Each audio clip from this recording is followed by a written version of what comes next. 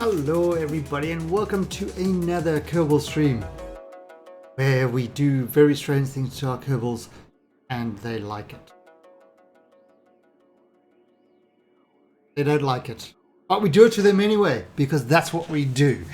That is what you do with Kerbals. You send them to strange places, you make them walk on strange things, you make them work in space. So Crest, we are playing some Kerbal. Does it not say on the screen at the top?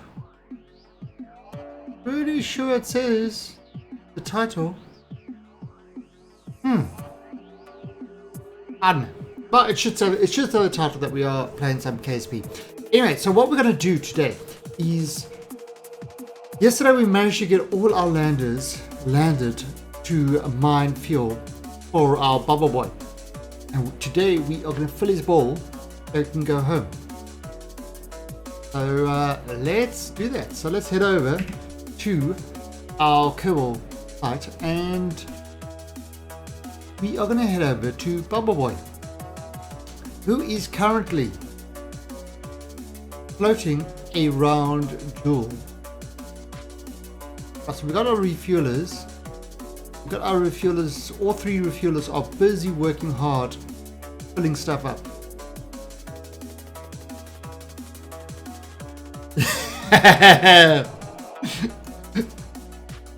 Yeah, Chris likes to pretend he's a really large lizard running around in the forest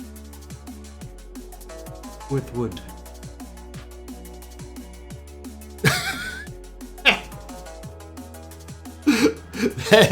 Fail fish, Crest, fail fish. Alright, so this is our Bubble Boy. Oh, it's a bit dark. Let me bring him around so he's got a little bit of light. Oh, did you get yourself killed? Did you get eaten by a bigger lizard? Alright, so this is Bubble Boy. And on Bubble Boy, he's got a number of little astronauts. And he's got a big empty ball. So what we're going to do is we're going to fill this ball. And then we're going to send him home. That is the plan. I just hate that game. Did you get, what's it called, the Isle or something? Did you hate it? Sumter, by the way, did you catch my Star Citizen stream last night? I was playing with that ED tracker. Yeah, that thing for the head tracking. So yeah, like I was flying the spaceship and I could look left and the whole screen moved left and right. And it's yeah, I got that working. It was really great. I did manage to clear Vandal Swarm with a Buccaneer. So I finished all that with the head tracking. There are some issues with the head tracking. For example, say you're looking left, right? So your screen's looking left there, and you move your ship, immediately it's going to pull you back into the center. So there's some issues, but with the racing, oh, the feel with the racing. Okay, so you know, you go through a loop, you look like that way, you know, up the screen to see where your next one is, so you can actually see where your, you know, where the next things are without having to turn your ship. So it's definitely something that I will absolutely play Star Citizen with, without doubt. And that's the ED tracker. That's not even the track IR. Although I do need to get my track IR thing set up, because I've got a what is it called? Is it called a fake track IR or fake? Let's call it fake IR. I've got a fake IR, and basically what it is exactly the same as a track IR, except it uses a PlayStation 2 or PlayStation 3 camera, and it uses homemade LEDs, and then it uses something called the OpenTrack software. So, but it feeds it in as a track IR, so it actually works perfectly well on Elite Dangerous. So I'm going to have to, maybe Monday I will look at Star Citizen again with the fake track IR. See how that works. See if there's any difference to the ED tracker. But with the ED tracker, I'm definitely happy with that. Definitely happy. Okay, so we've got our guy sitting over here. Now we've got our miners at the bottom. So this is the first one to land. We're going to switch to him. And what these guys are busy doing is they are mining the ores.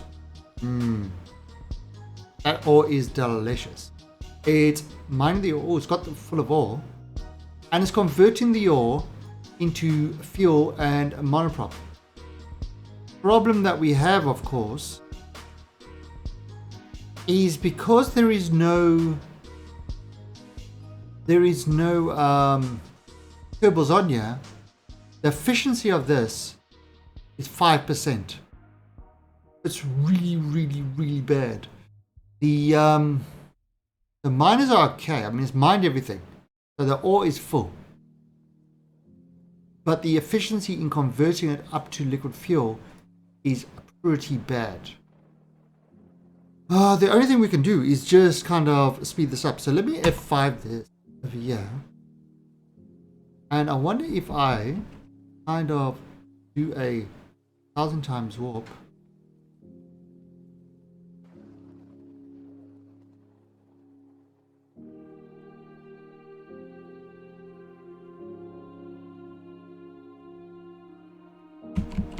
How long was that? That 48 days? Wow. 48 days. But that is full.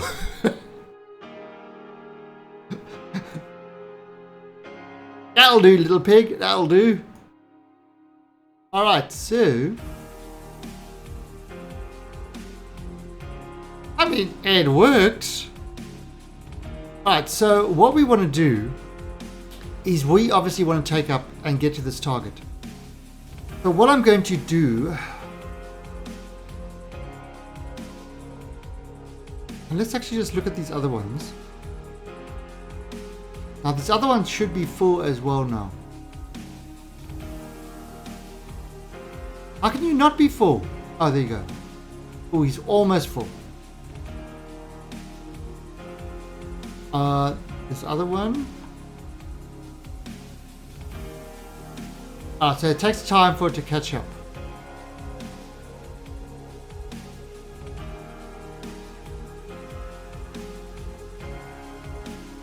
Alright, so...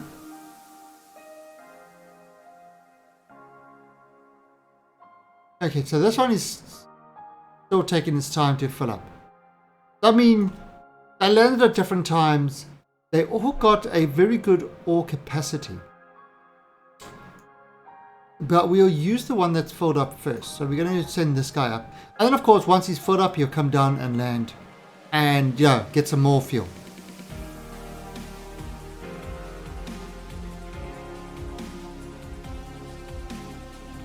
No, the tutorial stream is on Friday. Although I'm not too sure what I'm going to do for the tutorial stream this Friday. I'm not 100% sure.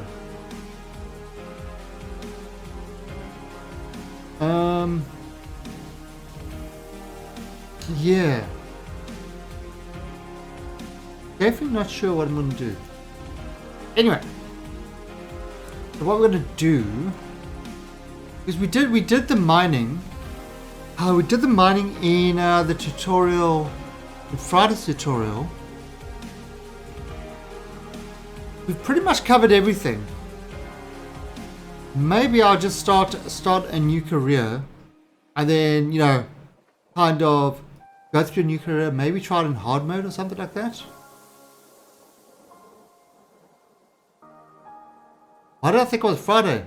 Something because you probably a very strange person when it comes to getting the days right.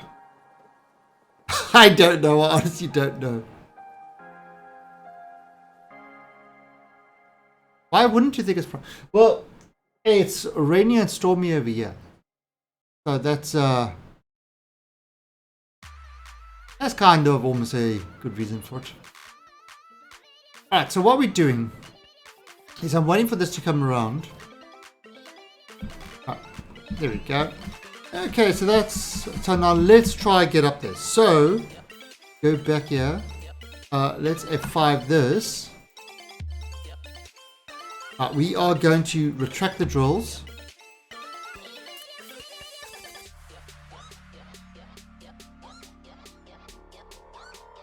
Well, stop tracking the days when you're 723 years old. And okay, so 1.6. So let's see how this works.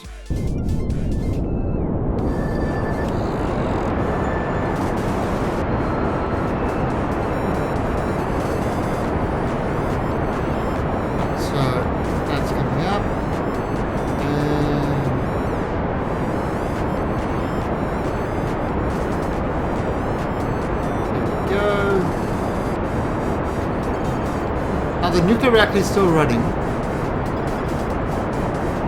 Whiskey.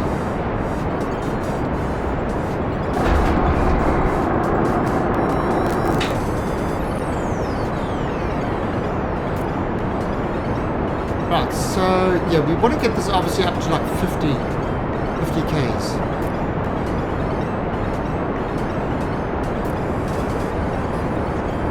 And actually this should be visible orbit.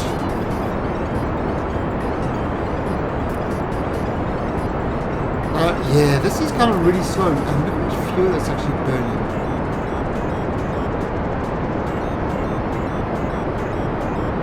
This is burning a lot of fuel.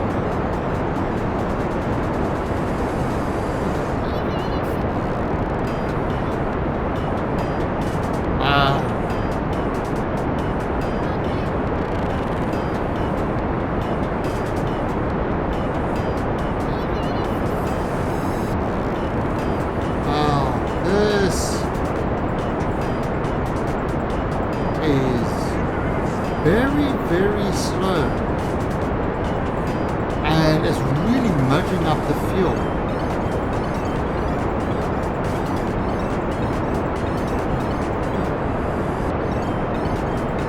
Holy crap.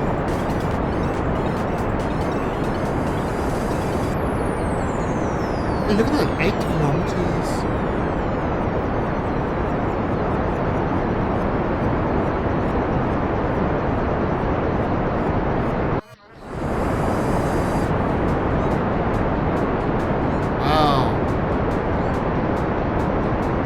I mean, yeah, we got, it's full of fuel, it's full of ore.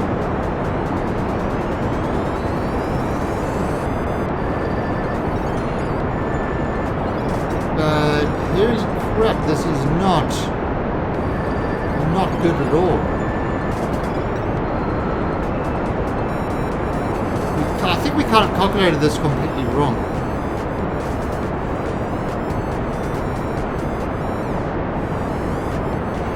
I don't know how much fuel this is going to have left.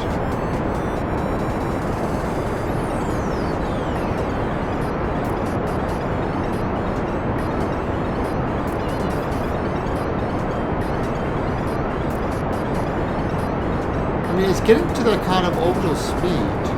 I think it needs to be about 700 or something. But we've almost used half our fuel.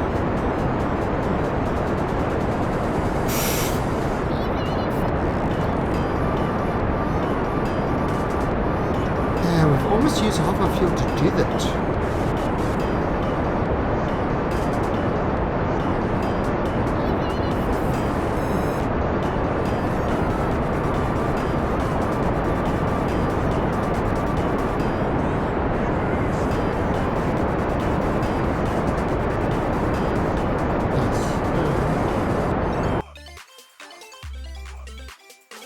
Right, so that is going to be ahead of us.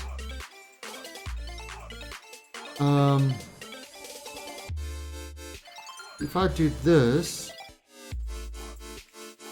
add and circularize, 170 circularize. I want to just change that a little bit, but it's going to be ahead of us, isn't it?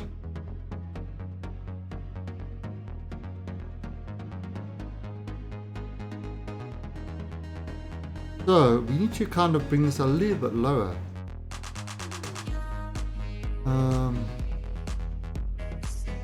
And let's try that.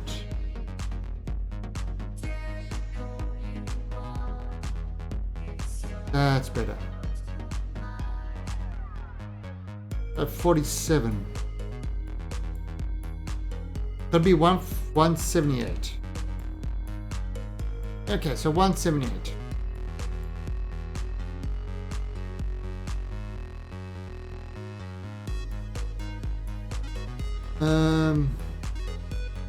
That's kind of 36 seconds.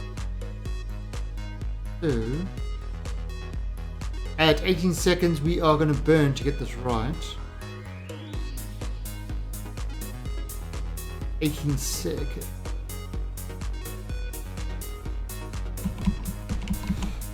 Alright, and there we go. Burn. Alright, so what this is doing now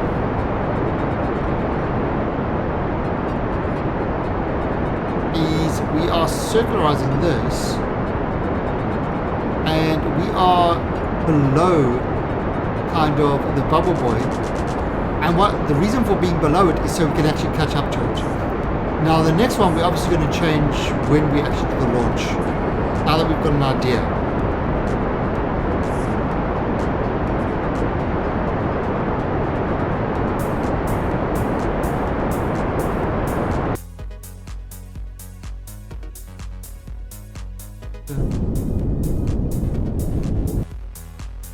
Alright, so that's kind of, look at that, intersect of 18. Alright, so if I do over here, add a maneuver, and I'll see if I can adjust that.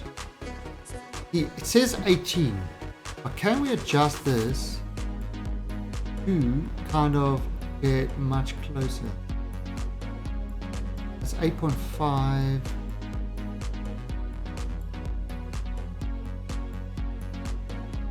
Go, look at that.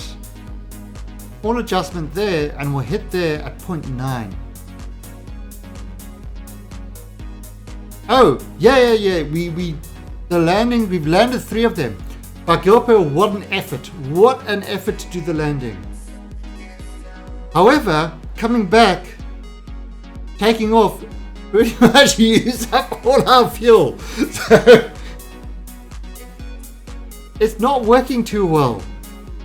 To be perfectly honest, it ain't working well at all.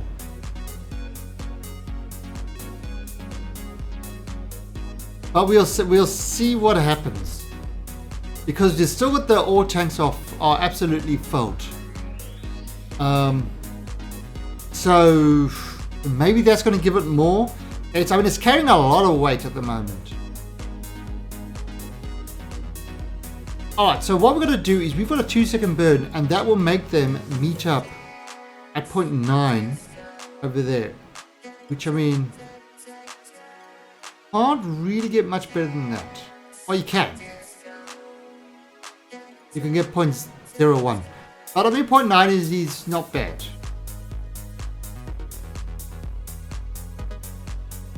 Right, so this is a 2.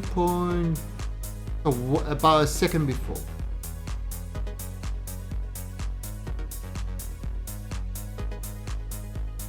Yeah, Gilpo, what we did was we actually managed to move Bubble Boy to, we just had enough to move Bubble Boy to Vel, which is, which was good. And then we got each craft to dock with Bubble Boy, and a Kerbal came out and disassembled the entire bottom stage of each craft. And that's kind of how we got it.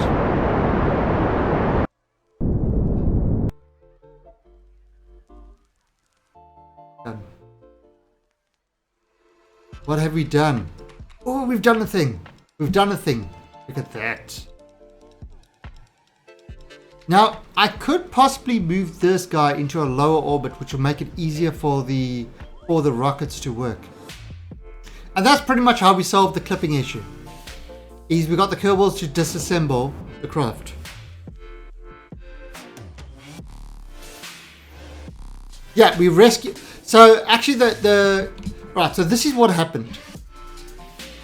These craft were coming to rescue this craft, but the rescue of the rescue, because this was a rescue craft, got rescued by the original rescue craft. So it's like a recursive rescue. We are doing recursive rescues. But you know what? As long as the Kerbals are happy, there's nothing wrong with that. Right, so We are getting really close to this.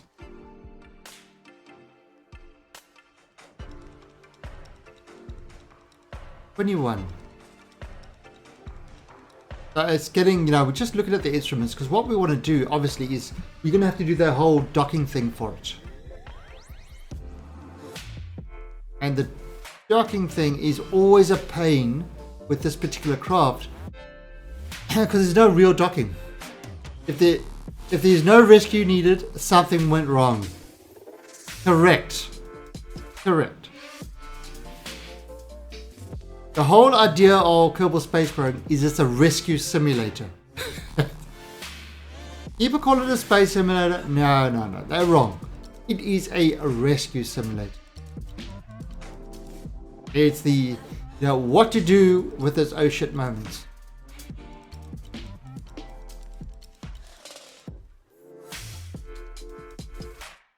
Alright, so we are getting, look at this, getting nice and close, 5 kilometers. Right, so I'm actually going to kind of... This craft actually moves really well without that big booster thing. Right, so I'm getting close. 3 kilometers. And the speed is dropping as well. 2.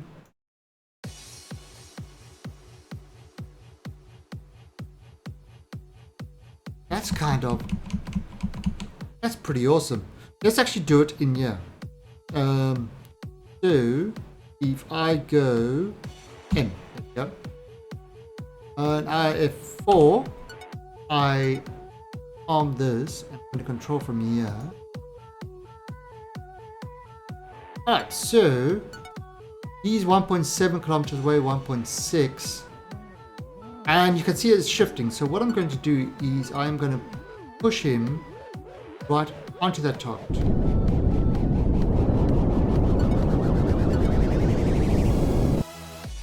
There we go.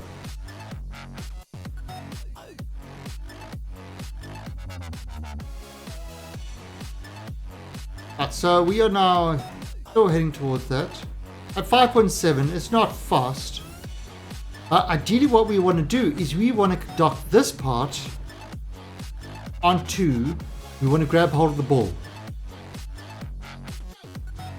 What if I ask an MPL question? Ask whatever question you want. We are just doing docking. It doesn't require a lot of, just waiting for this thing to come into things. So yeah, go ahead, Destin, ask your question.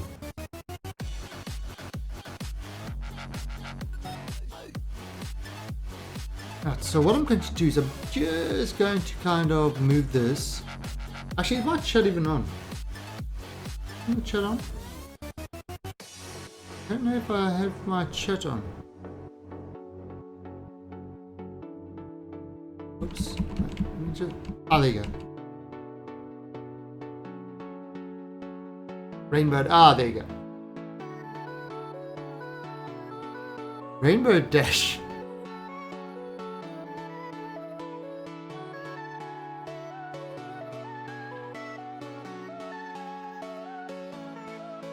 What is MPL?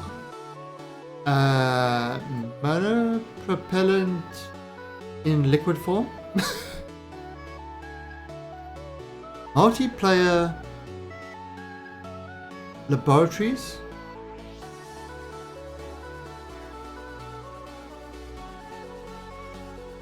But isn't that NLP? I don't know. I'll find out when the question is asked.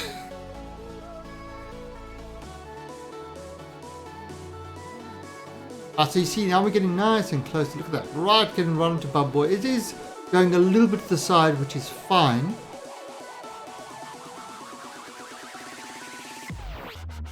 Max Pleasure Locomotive.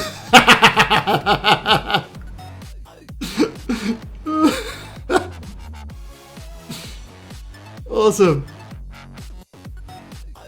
So we're not making fun of anybody. We just have fun in our chat. Actually, you know something? I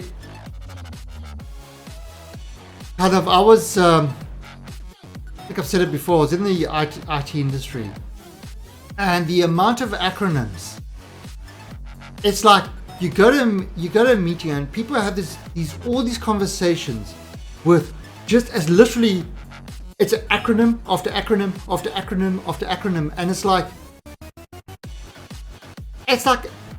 I hate sort of acronyms. Just say what you want to say. You know, you don't need to use acronyms to describe everything. Okay, I put a space station in orbit. Mobile processing lab. To grind science. Later I had to land it to dock with it. Cables go down. I get XP.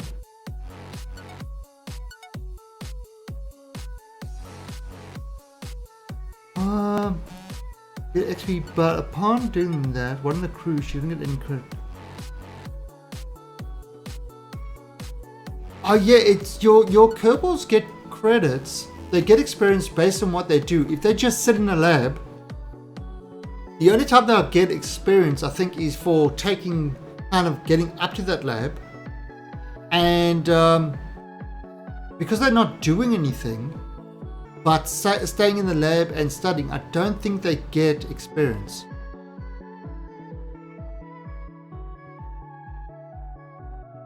So, I mean, again, I'm not an expert in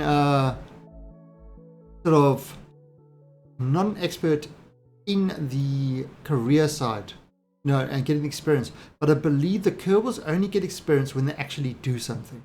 So if they land on the moon, they get experience. But if they kind of rotating around the moon, orbit around the moon, unless they won't get the experience for landing on the moon. So if you just put somebody up in orbit on a lab, they will only get experience for getting themselves up into orbit. I believe that's how it works.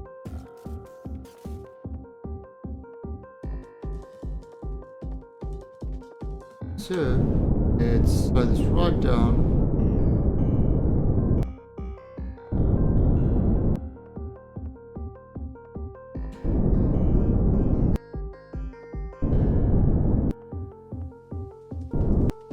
Okay. Yeah, I know those still in orbit don't get experience for going down to the moon, but the Kerbal from the station that did go down the moon, then went back up and docked and didn't get it. Okay, so that might be that he did get some experience, but not enough to level him. Or if he's done it before, if he's done that trip before, then he wouldn't get that. He wouldn't get that either. You don't get multiple experience for doing the same thing over and over. So it could be one of those things. Right, so let's see. Now, turn this on. Right, so what we're doing is we are going to try bring this to dock with it. Yeah, Kerbal in question only shows credit for orbiting Kerbal. Right. Yeah, not entirely sure, to be honest. Like I said, I'm not kind of a career. I spend most of my time in sandbox. Don't really spend a lot of time in career. What I am thinking of doing is trying to start a completely new career, like maybe a hard mode career in sort of on Fridays, because I'm not sure what else to do with the tutorial, and then kind of work from that.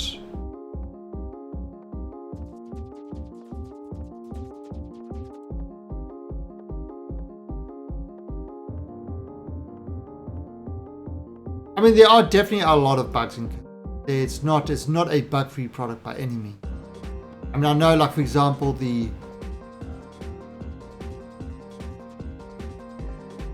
you call it? The asteroids is a serious issue. Mining on the asteroids and the heat is a definite issue.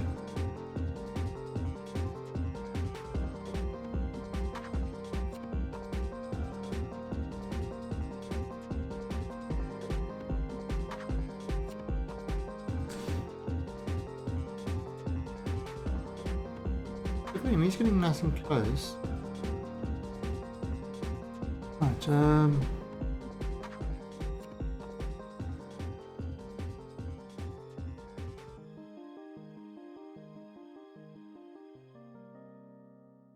alright, so how's this?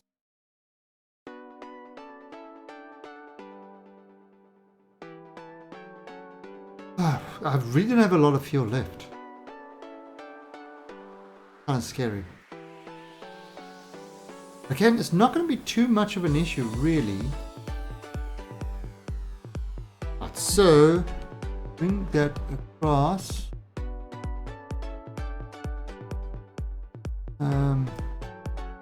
That down.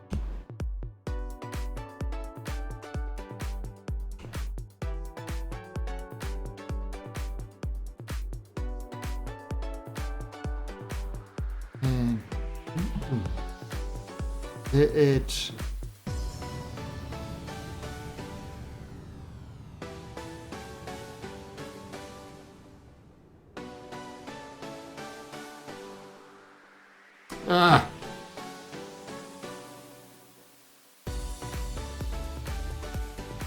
no, up.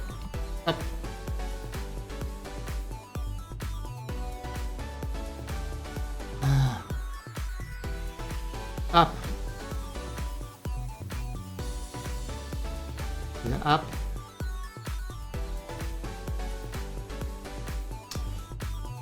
See, that's the problem with the crack and claw. It doesn't always do what it's supposed to do.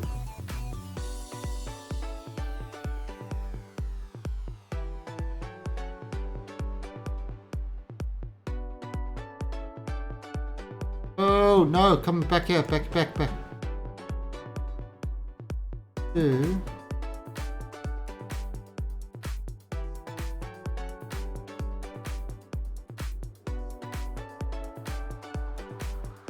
Oh, crack and claw, crack onto him.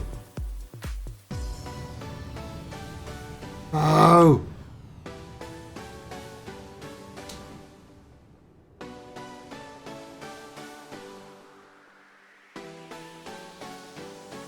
Why won't you connect with this?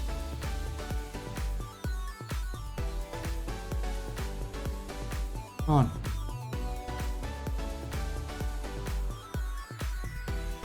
And yes, this is very frustrating. Connecting with this thing.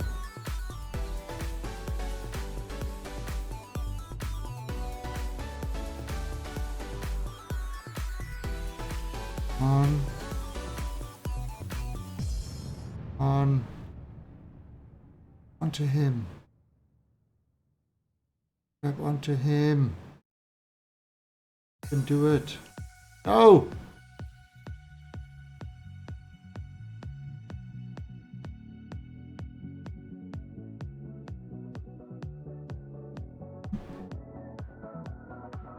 There we go. Whew. Frustrating.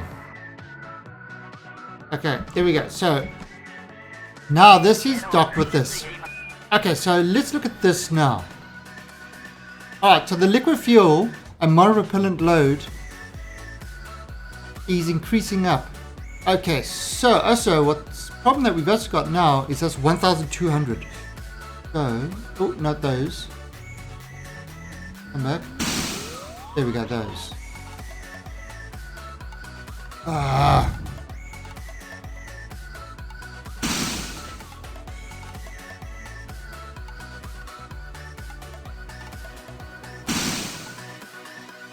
There we go. I got these engines turning on and off and all this weird thing happening. Because I got too many keys doing too many things doing the same thing. Alright, so what's going on here now? Alright, so there you go. The temperature's dropping. Oh, look at that load. Because I've got an engineer. I've got engineers over there. So they can supervise that load. So what's happening is it's converting this ore into fuel and monopropellant. So it's filling this guy up with fuel and monopropellant.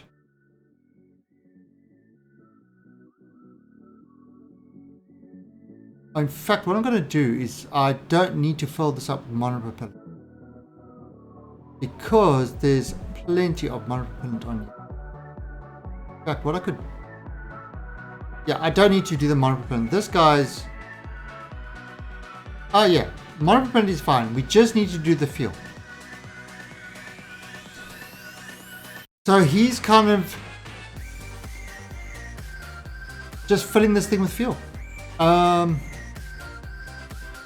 It's using the ore, 125%, much better than 5%.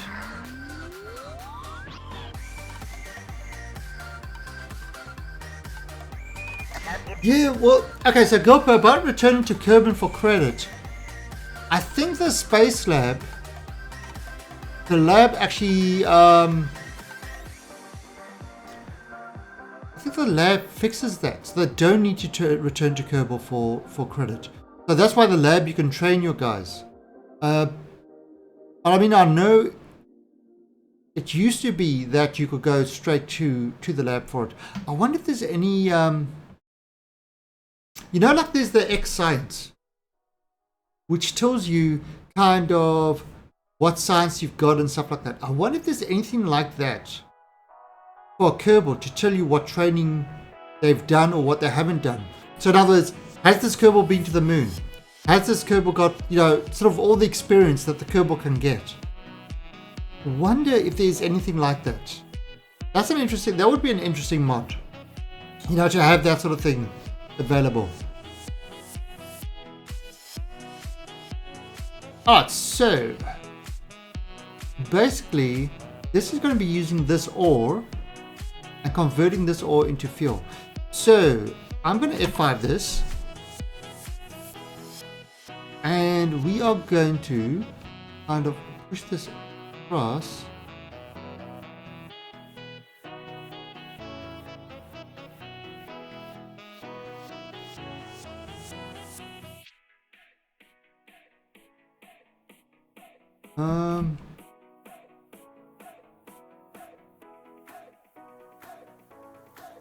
Liquid fuel. Liquid fuel inactive? What? Wait. What do you mean inactive? How come a liquid fuel be inactive? Oh, liquid fuel operational. Okay.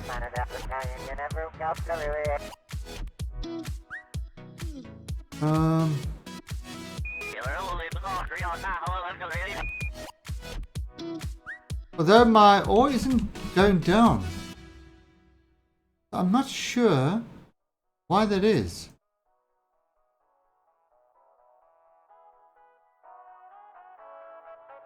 That is... Why is that?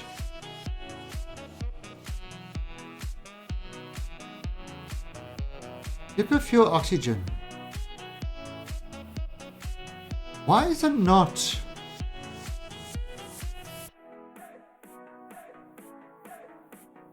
The nuclear reactor is active.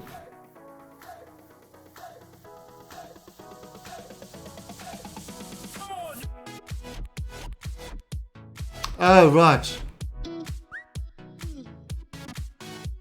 Oh, okay.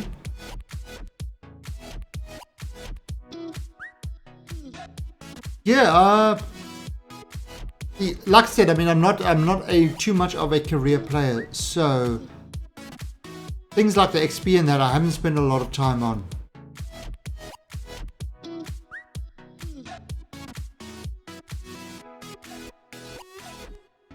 See, so there's all the...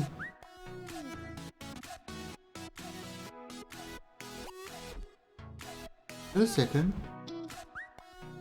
Oh, it is. Oh, okay, so it is filling it up.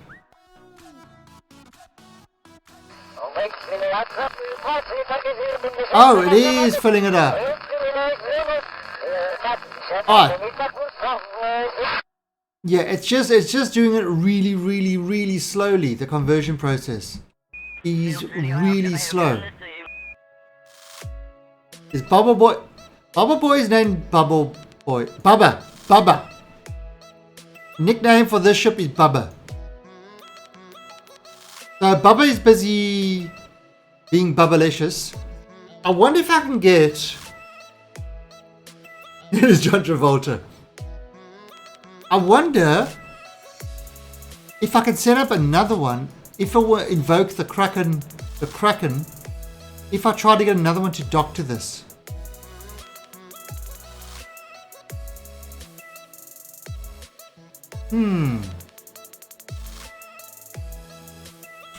Should we try that? Should we try, see if we can get one of these guys to dock with that? Let's have a look. Let's see if any one of these are close to ready.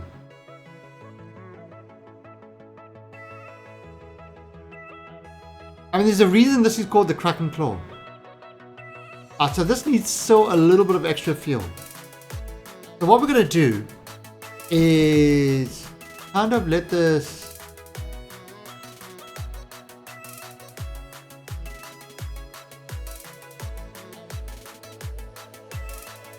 It's getting that fuel done. Okay, so it's full of fuel, it's full of ore, and this guy's set as target. But let's just switch to this quickly, and let's see what this is about. So it's... Oh! It's all filled up. Okay, so this has actually used all the stuff. Okay, Sumter. Catch you later. Saving the saved mission again. Yes. So we can actually land this one now. We can land this one, and we can bring the other one and see how it's used up all the ore. Okay, but first... we have got to transfer. So first things, stop this. And we are going to...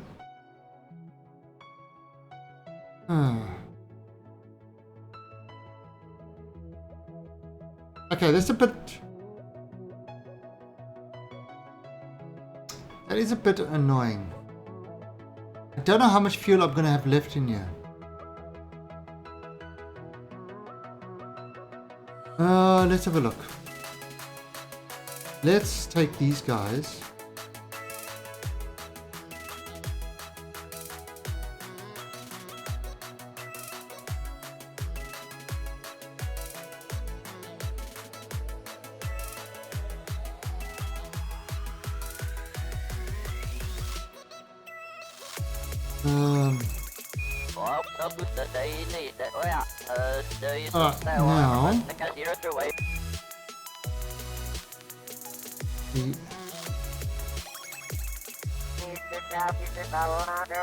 Now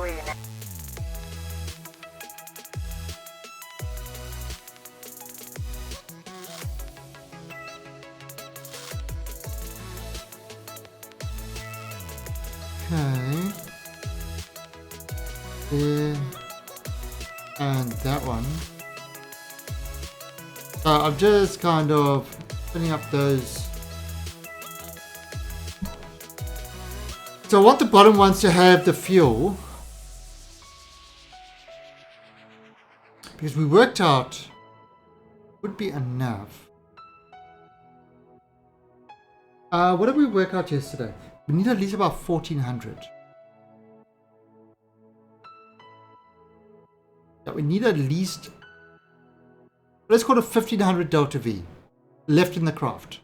We need 1500 delta V left in the craft to do a good landing. And I believe this is the bottom tanks. In fact, what we could do is we could do the bottom tanks as over their priorities.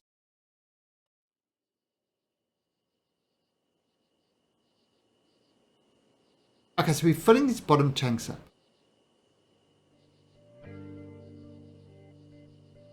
Um,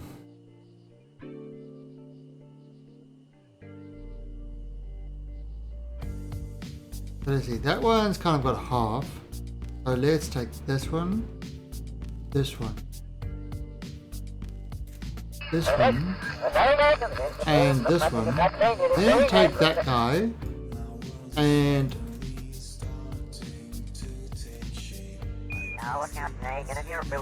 then this guy's kind of has got nothing. Fine. Okay, so we want to land this. Oh, we want to land at night. Probably not. Okay, so let's see how much fuel is in this. So I'm going to F5 first. And these.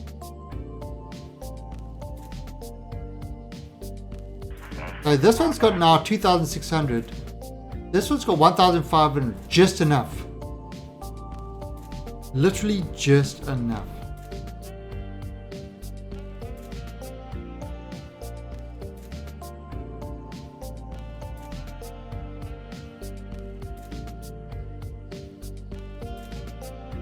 And actually everything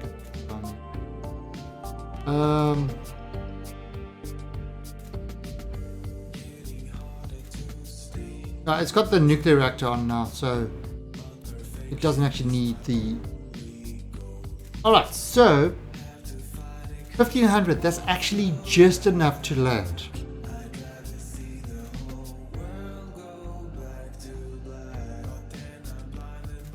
It'll be a close landing. A very, very close land. But he should be able to land over here. Question is, do we want to land at night? Do we want to try a night landing with lights and all? Very hard to see. What do you guys reckon? Night landing?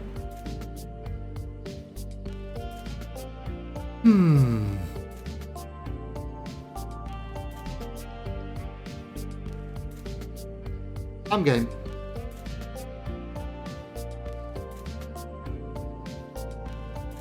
Oh, we have to wait till daytime. No, I don't want to wait. Alright, so it's going to be a 1 minute 9 second burn.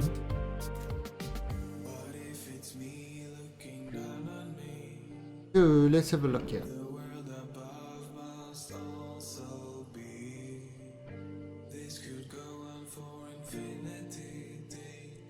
Right, so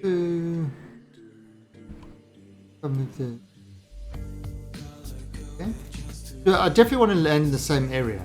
Good area to land. Alright, so probably about a minute before.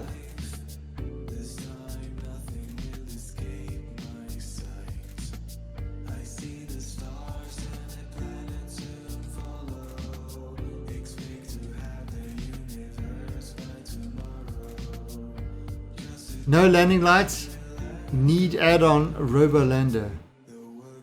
Well, we are just going to use our instruments to land. You're going to land via instrumentation. It's the newest fad in Kerbal technology. Instruments that tell you numbers about things. The Kerbals are amazed by this. They've never seen anything like this. You know, they used to say, well, this container fits with this engine. That will work. But now, instrumentation. That gives you actual numbers. It's an amazing invention by the Kerbals. Amazing. No, there ain't no stopping us. Fly without boarding pass. Couldn't catch me out. Alright, so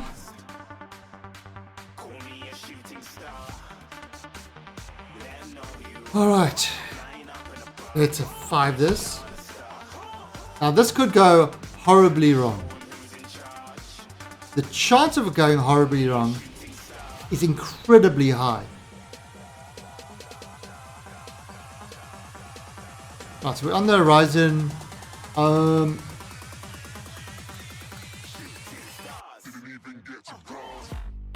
Let's burn this.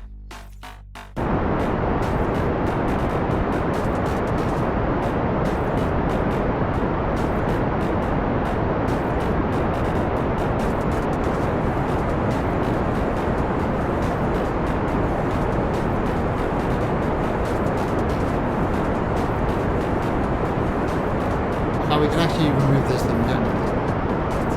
Because it doesn't mean anything in the big scheme of things.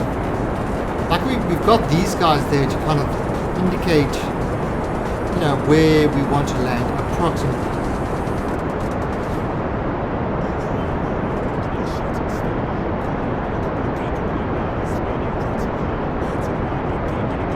Right, so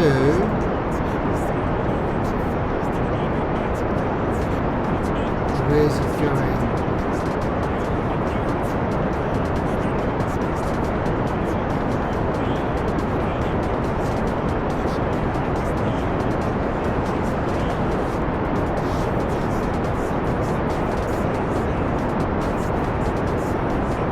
Right, there you go. That's about enough. All right.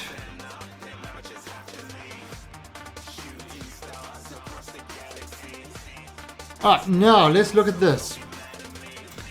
The suicide burn says we need to be about 9.6 in order to kind of slow ourselves right down. So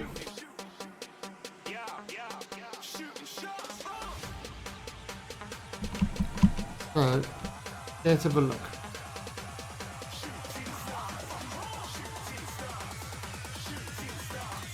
So we turn ourselves around like that.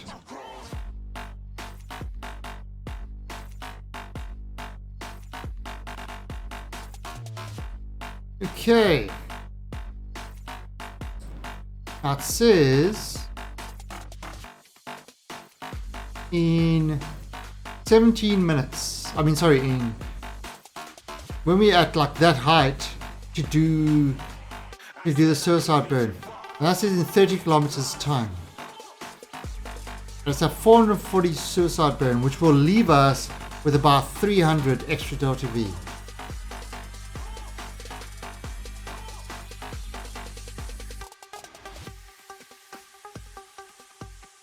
There's the other feelers, so we're getting close to them.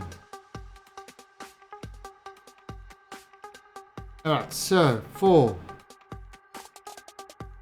3, 2, 1, and burn.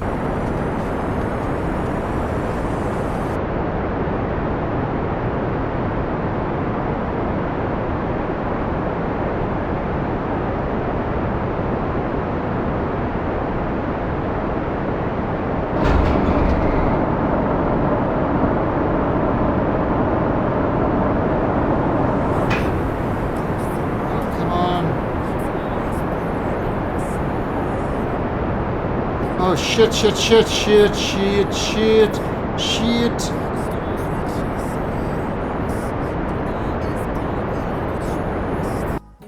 Oh, holy crap. 500 meters from the ground. Oh. 500 meters from the ground.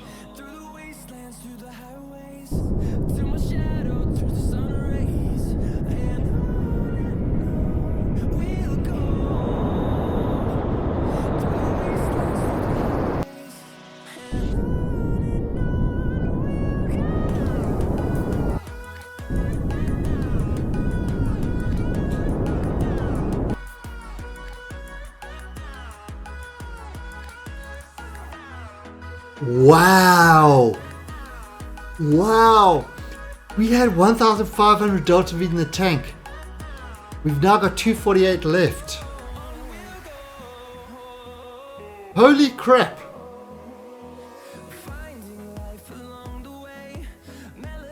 That worked great.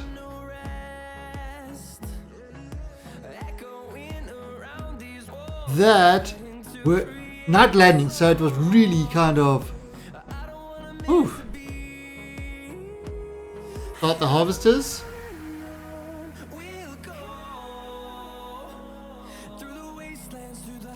And harvesting. Start this. Alright, so this is busy kind of. This will take like another 2 months to fill up. 2 months it's going to take to fill this thing up.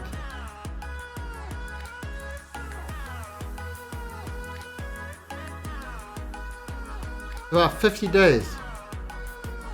Yeah, I thought it was flat ground too, and that's kind of why you don't land at night. Alright, so. But that. Oh, you know what I didn't do? Is I didn't check 12% ore. So that's good. That's a good amount of ore.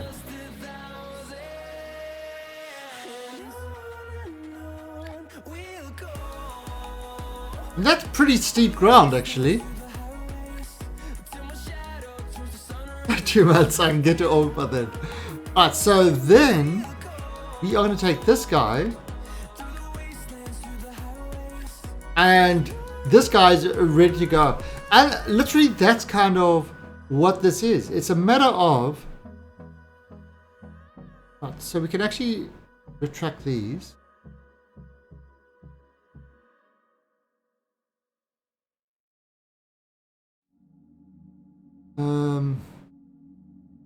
Let's retract these. And what we're going to do is we're going to wait until this gets into position. I'd say about a year before we launch. So, oh, my emoticons cannot be contained. The guy above you. Thank you for the follow and welcome to the Alien Army. And you should have a alien pop up here to say, to give it an official welcome. If Streamlabs is nice. Is Streamlabs going to be nice? I don't know. I don't know if Streamlabs is going to be nice. Might be nice. One day. Will you be nice, Streamlabs? There you go. Alright, so he's over here. So welcome the guy above you. And that would be Kenny. No. Who is the guy above you? I have no idea. But it's. You have a type, so. That would be you, Kenny. Alright, so. He's over there. So now we're going to launch our refueler to try catch up with that. So the way we do this is pretty much the same. Of course, this thing is like really heavy.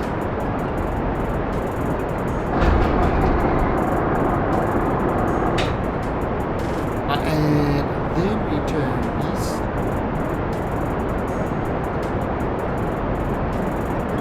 Now, half the fuel, because it's carrying a full load of ore, half the fuel, actually most of the fuel is actually used getting to the station.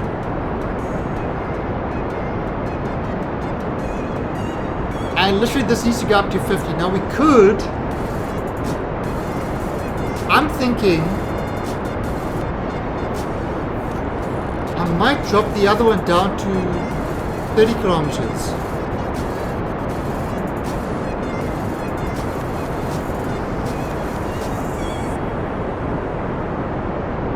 Maybe I should drop the bubble boy down to 30 kilometers. But essentially what we want to do is, if we get the system working, then it's just a matter of rinse and repeating. So, I mean, it's going to take time, but it seems to be working just fine. So we could kind of say, it's it's working, let's just fill up our craft.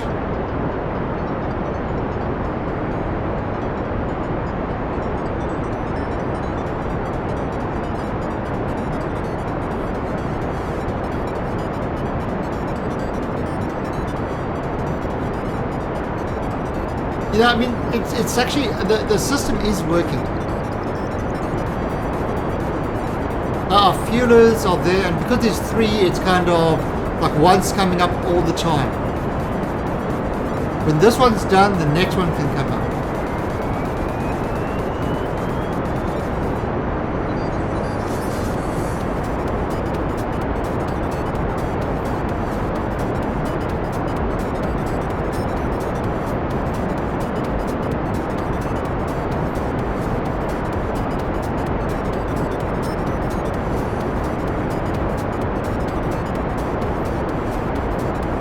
That's 10 kilometers, the 13.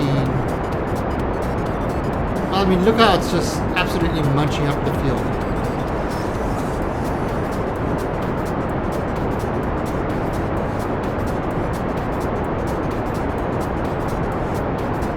Alright, now he's still going up.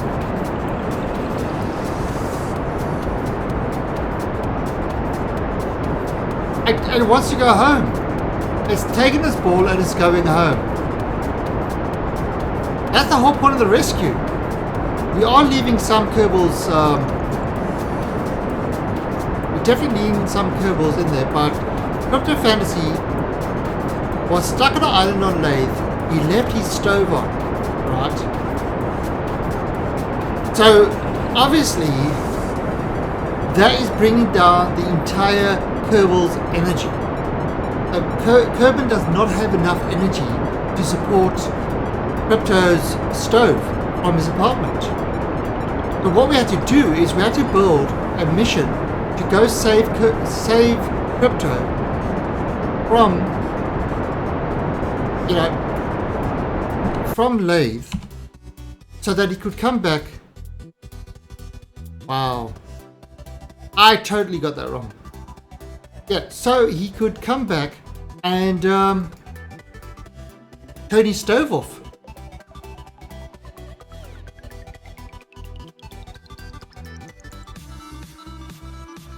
Oh, the SSTOs, they flew on Lathe pretty well. The SSTOs flew extremely well. All right, so can I adjust this?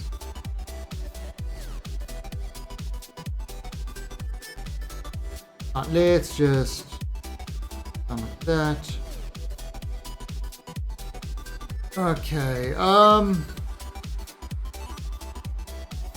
we're just gonna have to do it that way and then adjust it over there.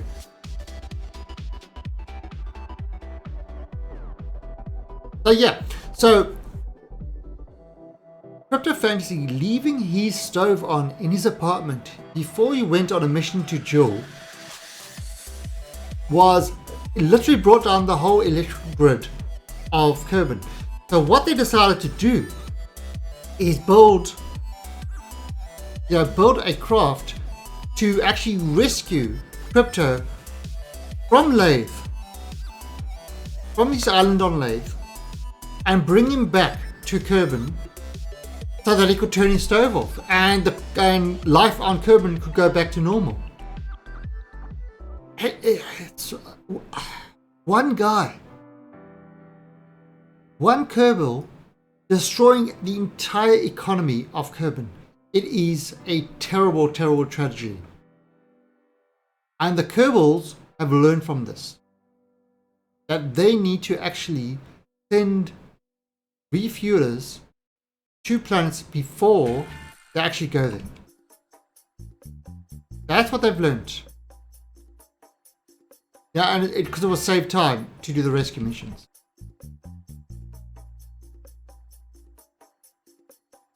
No, there's another station there now. That's become a permanent station. But the Bubble Boy craft that was the taking the VTOL SSTOs, that needs to come home. Also, Crypto can turn off his stove and life can get back to normal.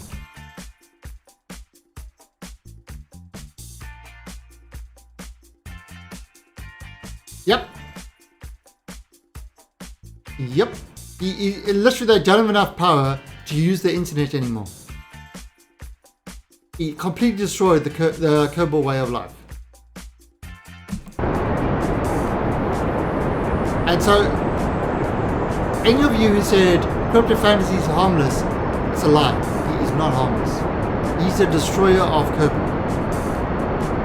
He's done more damage to the economy than the previous Kerbin president that wanted to build a wall around Kerbin to keep the aliens out.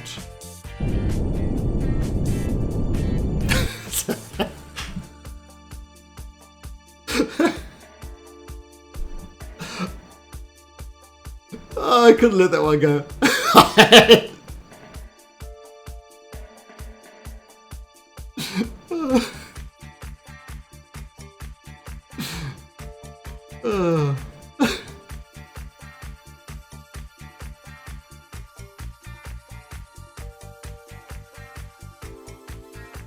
That was Royal Flush Kerbin.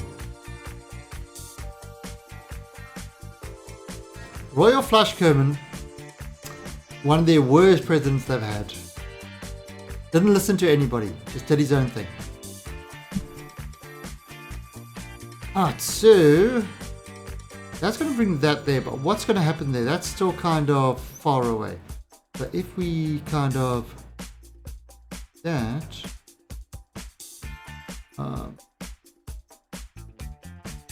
if I speed it up a bit. Ooh. Let's speed it up a bit. There we go. Oops. 0.6. Okay, so there we've got and the next burn, which is 59, and that will bring us within 0.6. So that will kind of put it on the same plane, which is important. And then it's going to give it a little bit of a, 68 apoapsis. But when it gets to this point, they'll be within 0.6 kilometers of each other. So it will be in close enough to kind of do the docking. So that's kind of what we're going to do. All right, let's.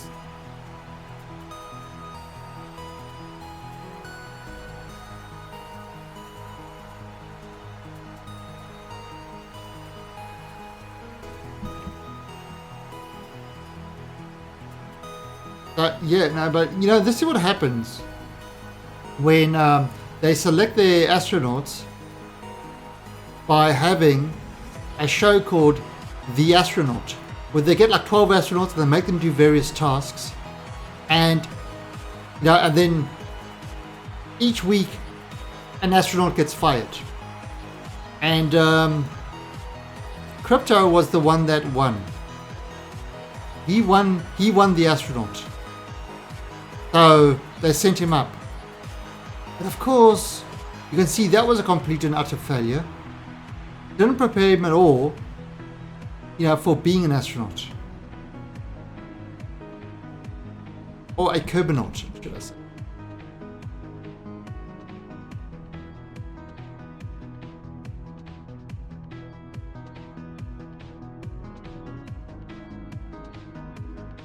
And yes, I enjoy making up little stories. It's fun. 8, 7, 10.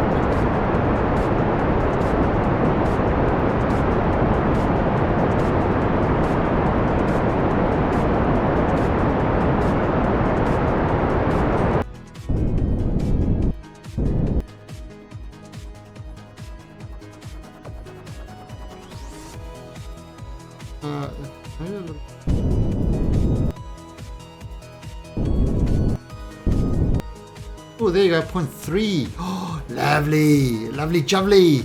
Look at that. So, where are you? You are all the way back there. Right, so you should be catching up to me because now you are in a lower orbit. I am in a higher orbit. Look at that distance go down.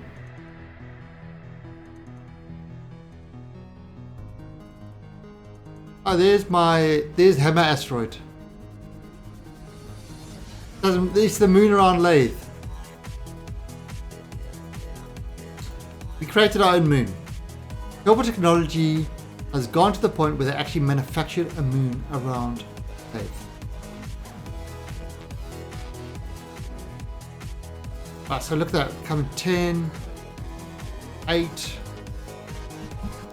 It's not like, it's not going that fast either. So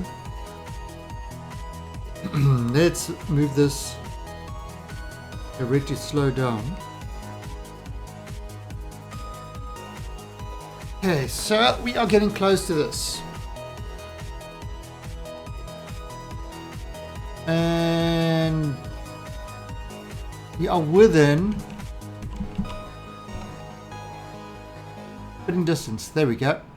Okay, so I'm just going to F5 this over here. And what we're going to do is we have to kind of arm and control from here and aim camera to here. Alright, so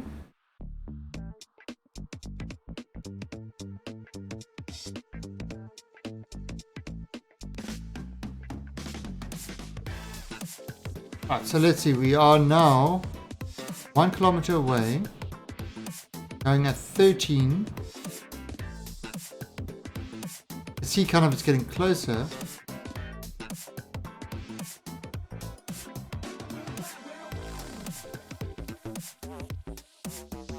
Alright.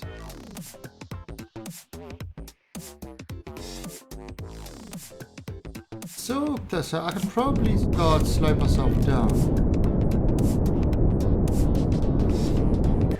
See, and I've gone and I've pushed myself towards the target. Still going at 6. Still going at a bit of a rapid pace. And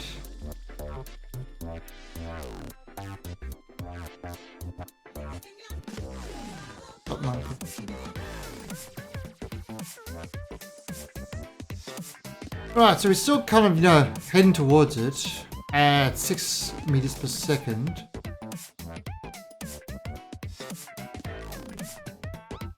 $500. That's still alright. Probably want to slow ourselves down a bit more.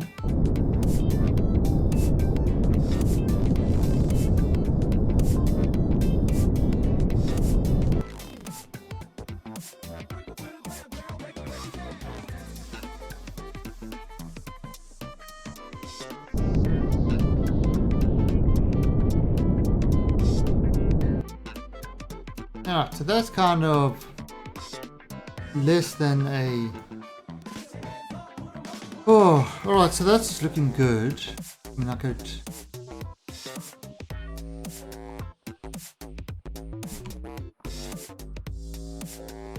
kind of bring that across like that.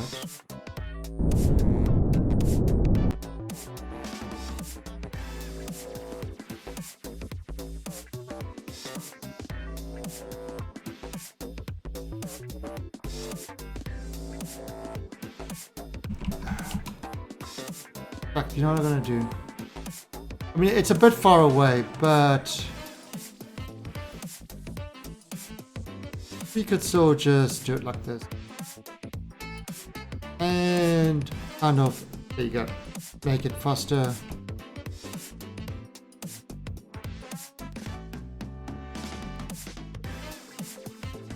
Alright, so 275.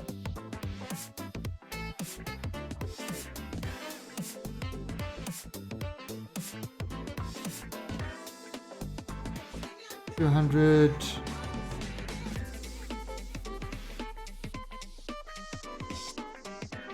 There you go. at 100. Alright, so now obviously we want to get this guy to plug into that thing. So I'm going to bring this up.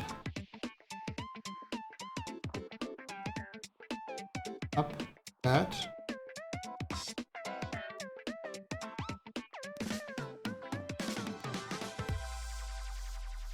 And kind of it's getting close. We just again, this unfortunately this has to be visual because we've got no actual kind of target to aim for.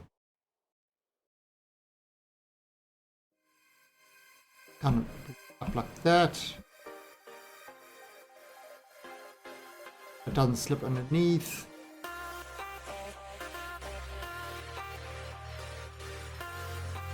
That is the problem. There is nothing to kind of aim for this.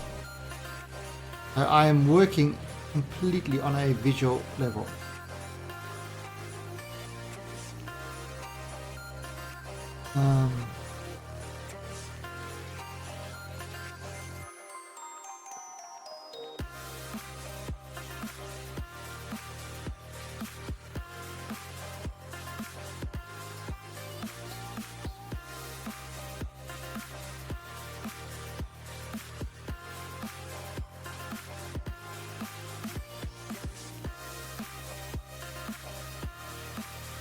And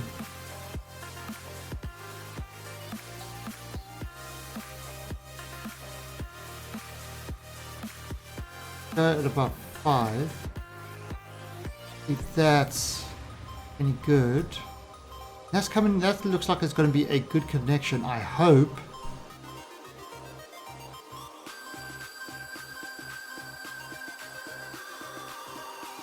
Oh, it did it. It did it. The only precise. No, it's not even a maneuver thing in that. The problem is the target is one of these docking ports, but there's no way you can set this as the target. So I can't actually use any of the tools to kind of manipulate it to set that. Alright, so we've got this, these up. Let's look at this. Alright, so that's temperature is dropping. The load for the liquid fuel conversion is going. We've got 20.2k ore, so it needs to convert that ore into fuel, just like it did in the last one. And at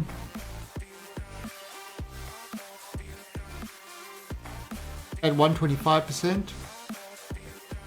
Alright, so there you go, all loaded. Alright, so now it's a matter of just waiting for this thing to convert this ore into, and if we look at this, the 5048, so give it a little bit of time walk. It is converting. It is converting the ore into fuel. So that's busy working, that's busy doing its thing.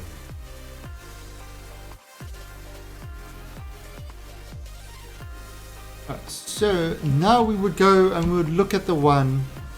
Now we'll do the same sort of thing, undock that, land it, sort of look at the next one. And the next one, it's exactly the same. So it would just be kind of, you see this one, how close is this one to being finished? So this still needs a couple of days to gather the ore. Only 5% load. Not the ore, I mean it needs to convert the ore into fuel before it can take off. The one that we just landed, yeah. Can I actually...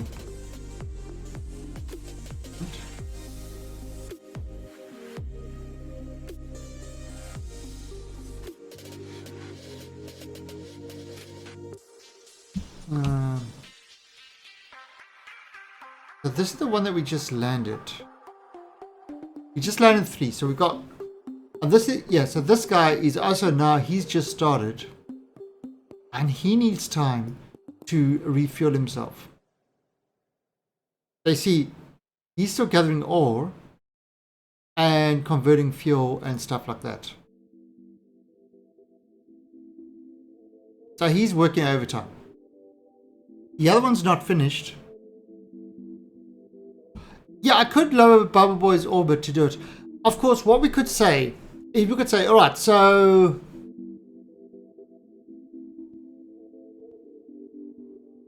I mean, I would say this is going to repeat itself maybe another 5 to 10 times. You know, to repeat this thing. So what we could do,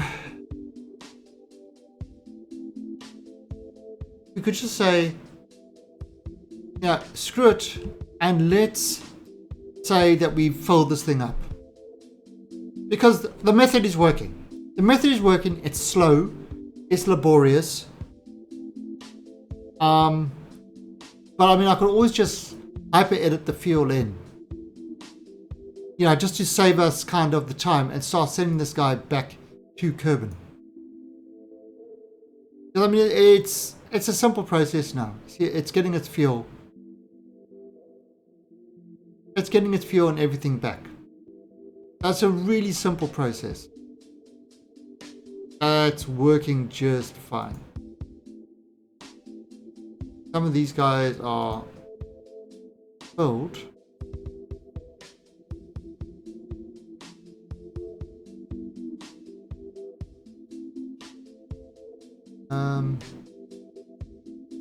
I mean, essentially what we could do is, yeah, you kind of just do this. With a hyperspeed 100 times. And it's just working at 100 times now. And it's working now. These guys still have got plenty of supplies. They're pooping to their heart's content. The poop is mixing with the fertilizers, creating more supplies. So they've still got they can still live for a long time. Yeah, there's no supply problem. Absolutely no supply problem with these. Alright, so what we could do is we could just say, you know, instead of doing this every single time now, because we've proven it can be done, the idea is working. Let's sort of get this guy, once this thing is finished, we'll land this, and then let's just kind of use automated procedures and kind of fill this thing up with fuel.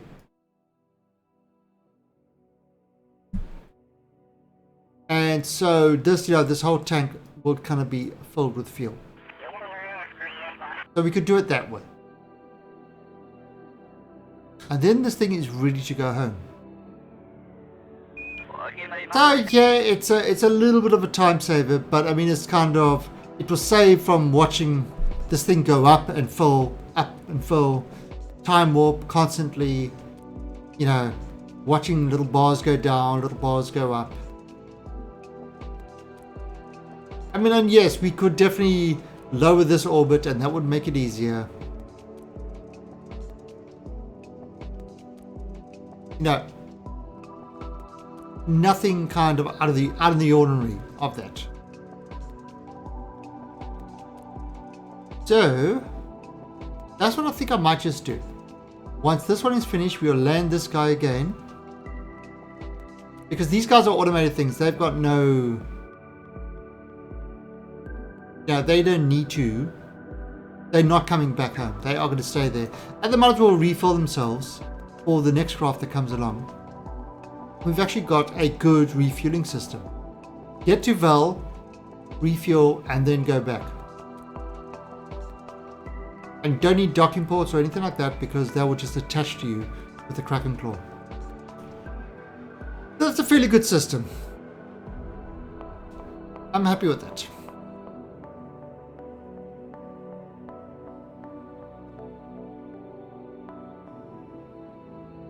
Again, we can't, you know, just waiting for this to kind of use all its skill. What we could do, of course, is start to make it quicker. What I'll do is I'll go over here, switch to the vial refueler.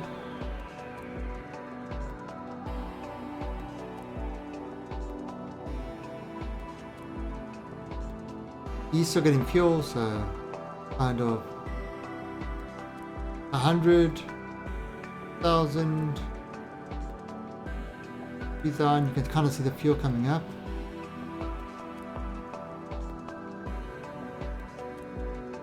See, so it's just a matter of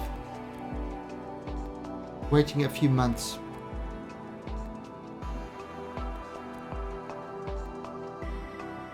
And if we get into a low orbit, it'll be the exact same thing, just quicker. All right, so that should be enough actually. Have a look. All right, so what have we got? What have we got over here? All right, so yep, all the ore's been done, all the fuel's been sorted. Let's do that.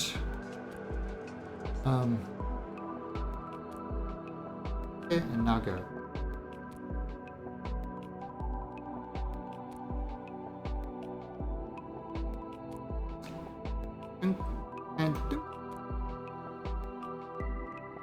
And in. Right. Then we are going to do this same sort of thing again. Oops. That to there. Throw the fuel in that.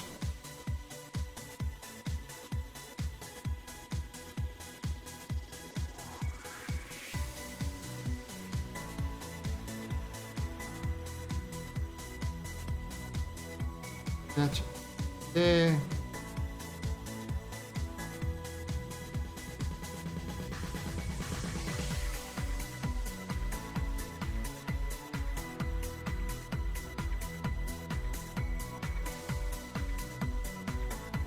Right, that there.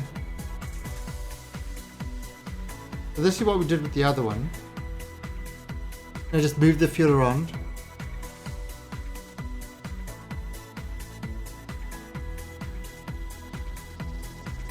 And it's a good thing that we use a nuclear reactor. Good thing we use a nuclear reactor to we added the nuclear reactor to these because sunlight it would have been even slower. Wouldn't have had enough power to do all this. Right, then think, and butter dink. This, and we fill this up. Alright, so there it is. Now, oh, the other one I want to do. One.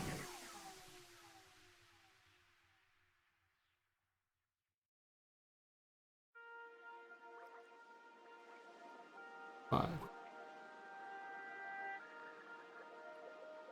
Okay.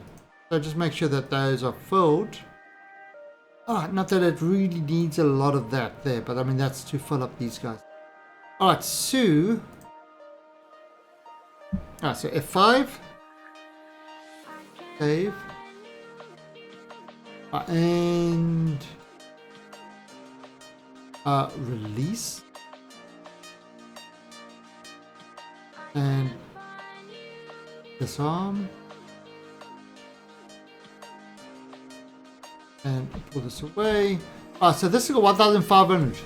So it's the same as the other one, and that's enough for us to land. That is enough for this thing to land now. Alright, so we are going to land them right here.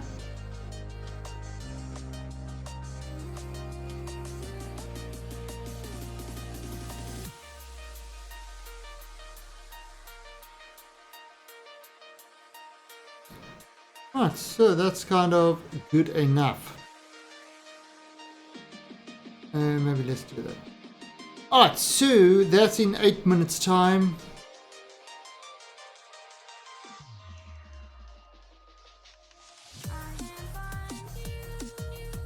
And you can see it's on 36 seconds before.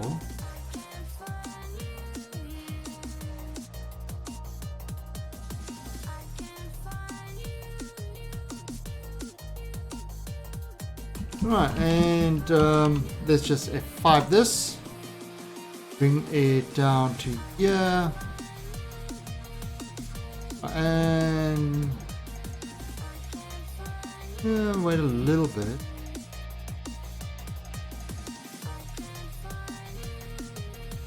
A little bit lot further on, that's okay.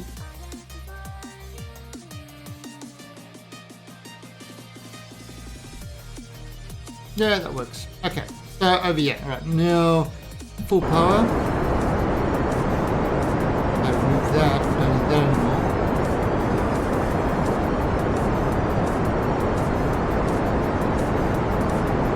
So that's kind of a whole refueler thing. I mean, obviously on Ike, it works a lot better because it's less gravity. But it's definitely working for us.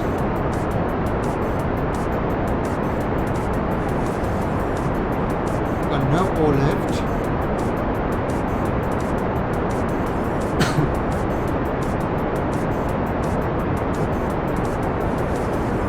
We are kind of getting this guy down.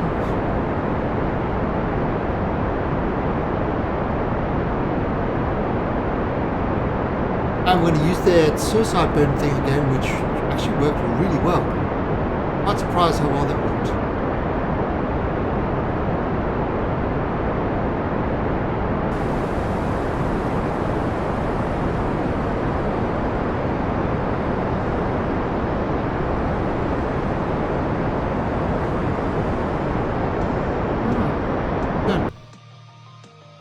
Good. Okay, so... Oh, look at that, the lights are actually lighting it up. Weird. Alright, so there we go, we are on the way down.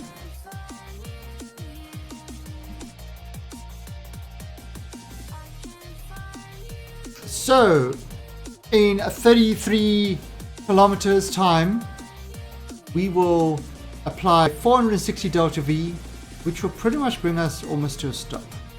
So what I'm going to do is I can just heat it up.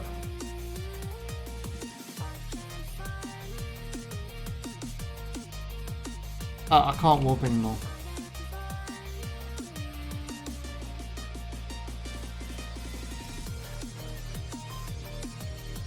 Let's see. 10 kilometers. And just doing a kind of nice little freefall thing. What I'm going to do is aim camera over here. 7,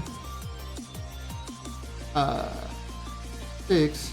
So when this suicide burn, distance to suicide burn, reaches 0, we should be like 8 kilometers up. And that should kind of burn at full power to slow us down.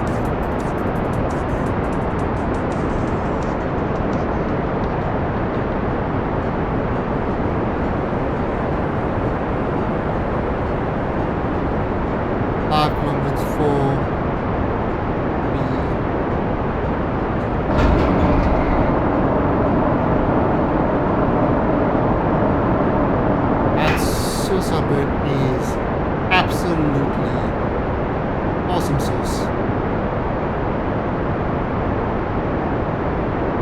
And look how close I'm getting.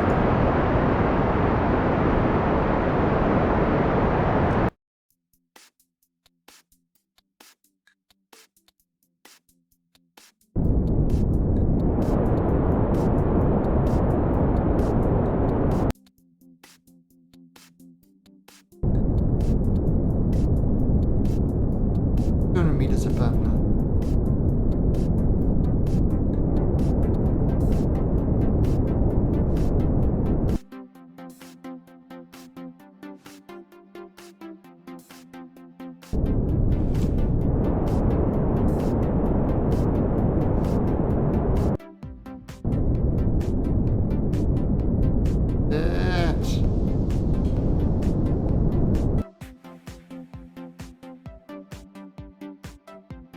such soft landings I'm doing. And there you go, 176. So we are absolutely getting our landings just right with this craft now. You know, we've got it absolutely, we've really worked it out.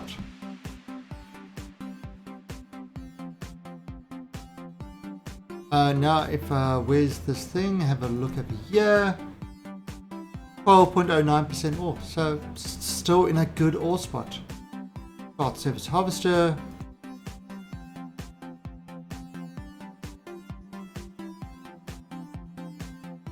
So basically what we proved is this system works.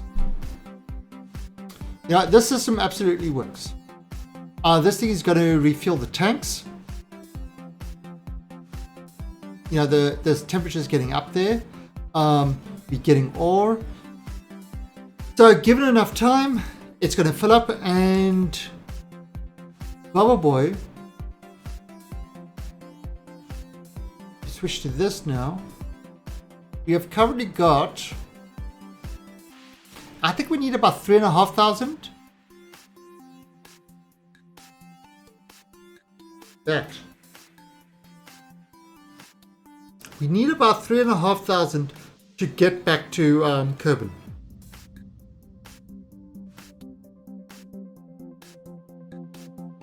Right? 3,500 to get back to Kerbin. That's the amount we need. We've got 3,100. So literally one more trip of a miner should do it. But of course we want to have space. So let's actually have a look and when the next opportunity to go back to Kerbin is. Now we are around Jewel and we want to go to Kerbin.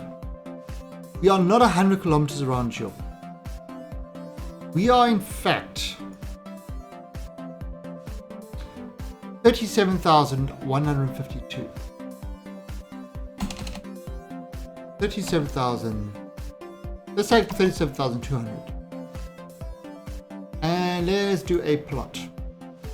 Okay.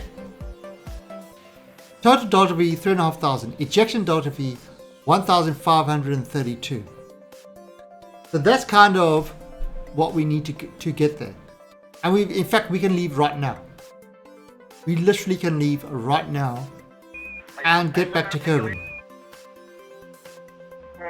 So let's add this along.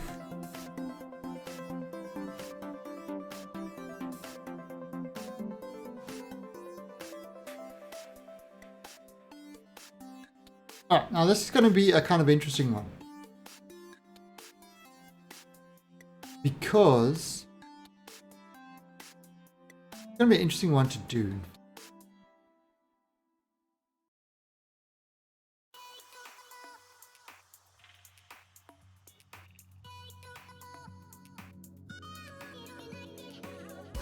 Look at that. You actually have to leave at this angle. We have to wait for this planet to get over here and then leave from there. Alright, but what we're going to do is, let's just say, now we carried on, we filled up our tanks with fuel. So we're just going to do this. So I'm actually going to Alt F5 this. I'm going to say before activity fill. Rum and Coke has me. I am playing my drunk Kerbal. Thank you, Max Q. Before cheaty face. Before cheaty face Jewel. So yeah, so what we've so Max Q, I don't know if you've been watching, but our refueling system that we had has worked pretty well. Our guys fill up on valve, they come up, they fill up this thing, and literally we almost got enough delta V. Yeah, so yeah, look what we've got. Oh wait, need to go back there. So what we've got is we've got these landers over here. Bowl Refueler 2 should be close to ready, I think.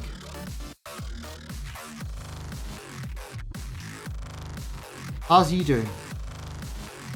Alright, he's got a little bit of a wait until he gets up to full fuel. So what these guys do is we've got 3 of them. So far we've done 2. They take off. They dock with a bubble boy. So they take off, dock with bubble boy over here.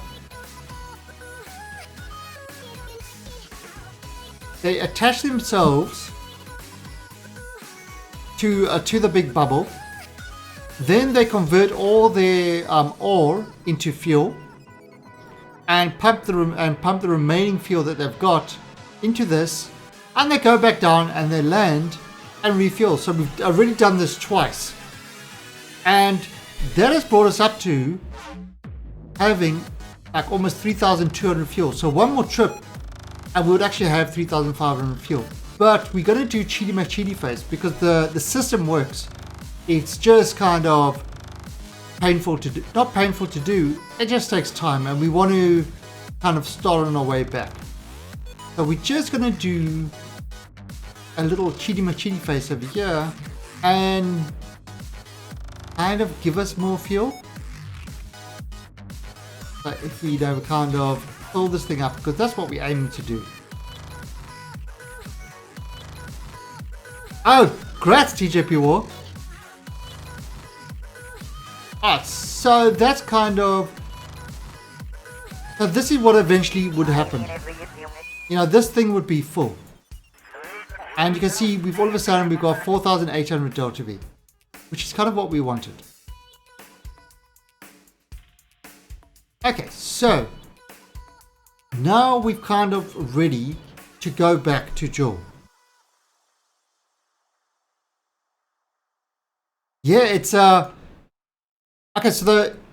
So the key things in Kerbal where you really feel like you're achieving something. Number 1, first achievement is getting yourself to orbit, a stable orbit. That is the number 1 achievement. The second achievement is getting yourself, to the moon or to Minmus. Third achievement is actually landing and being able to come home. That's a biggie. So those are the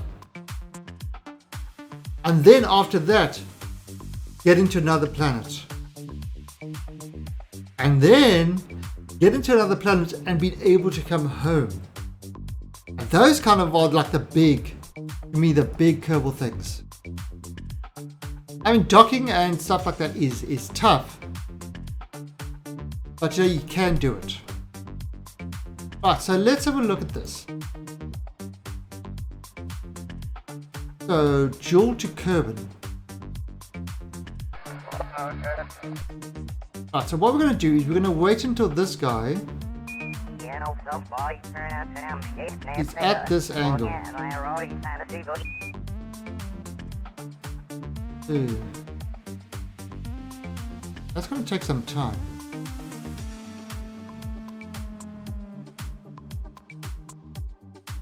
Oh, because it's so... Oh, right, because a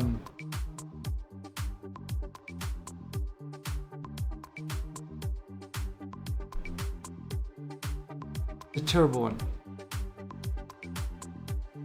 Right, so... Let's just do that.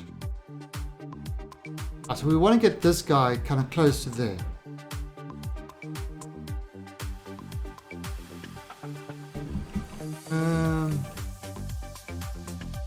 Oh, there you go. That works. Okay, so this is close to that ejection angle. Alright, so let's go back into this. Focus view.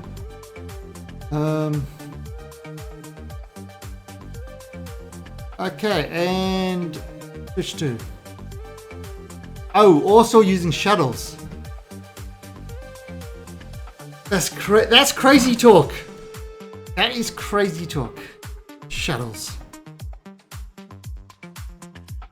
You like to make yourself suffer, don't you? so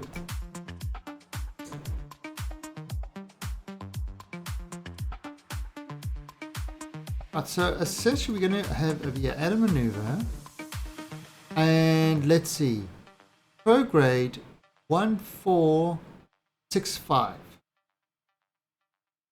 So let's put this in there, 1465. I'm not going to worry with the 0.6. Normal minus 446. Because this, I'll just put the basic numbers in because we are definitely going to have to adjust some things.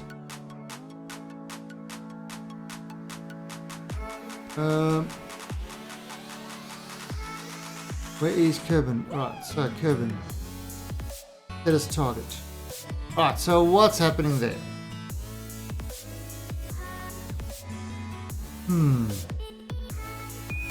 That is not quite working.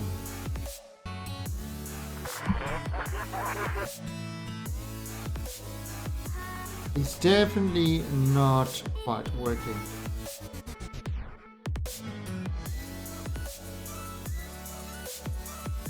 So, right, we're going to have to adjustment because we are going from kind of a moon type area. But that is affecting it.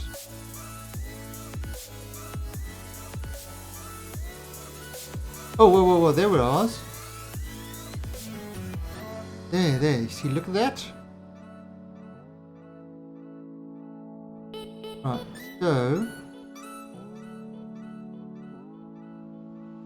Right, so got that approach 2.8. Let's see, can we bring that? Nope.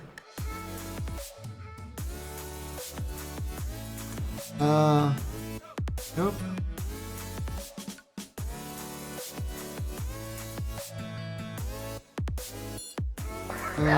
Let's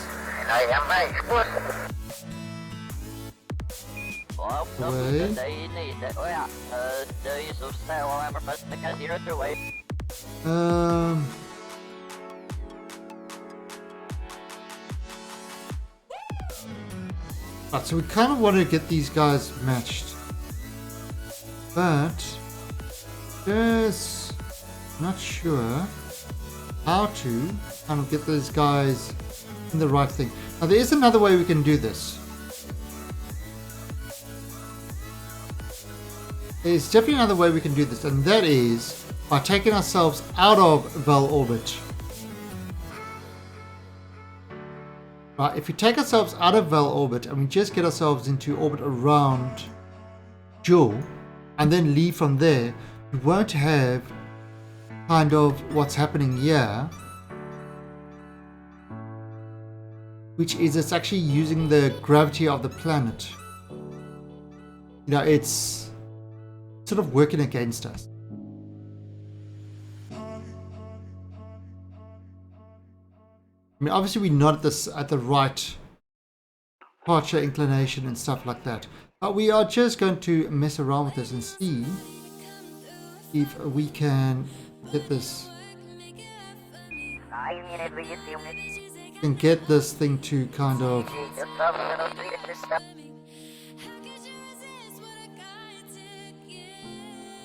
So let's see. 3, 4. Right, so there we go. And we. Right, so that was. Right, can we adjust this? No. What if I. No. This is not very accurate. What I'm going to do, I'm going to do this in 2 stages. I think what I'm first going to do is get myself into sort of an orbit around Joule that is not around Vel, so I can actually do it properly. So what if I just add a maneuver I'll bring myself a little bit up.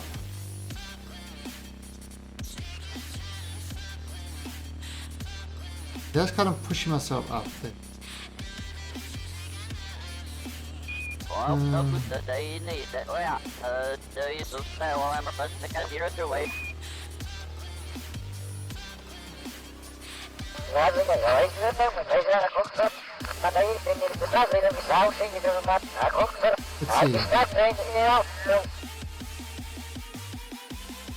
Let's see if I do that. If I do kind of that, what it's going to do is it will put me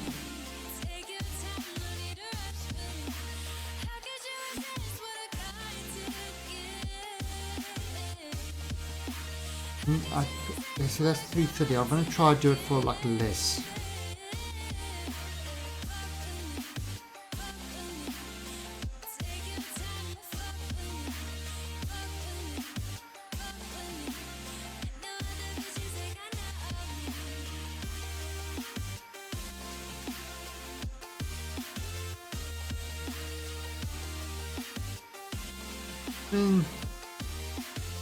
That's kind of 34, 39. So that's similar. Alright, so let's do that. That's in 4 hours time.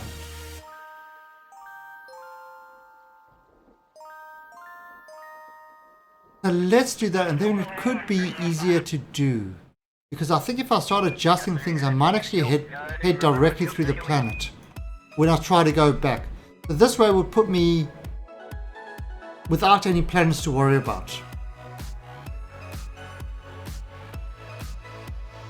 let's try that.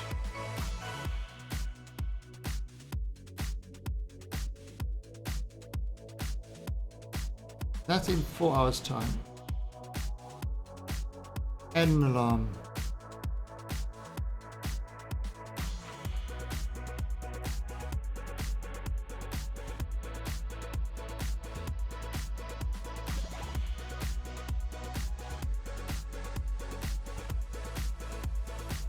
4 hours time, so that's going to be a while. So let's get this kind of sorted out. Go to one of these guys.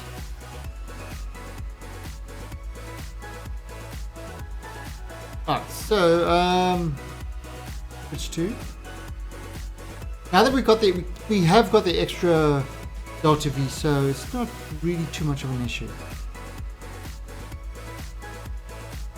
And we are just going to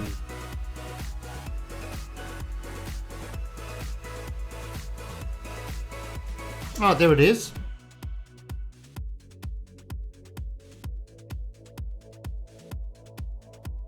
Oh, look at that. Well,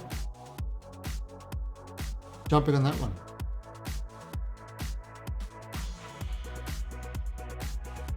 Alright, so we are all getting ready to try head back to Kerbin. Oh, and this is going to be a 41-second burn to put us over there. Wow.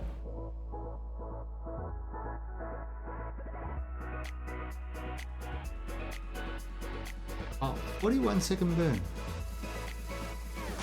And it's 1 minute 20 seconds.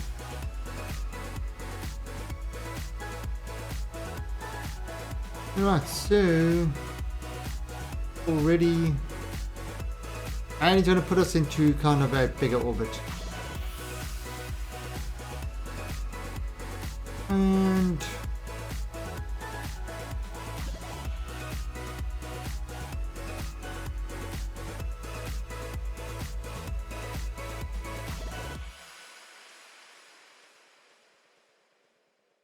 there we go.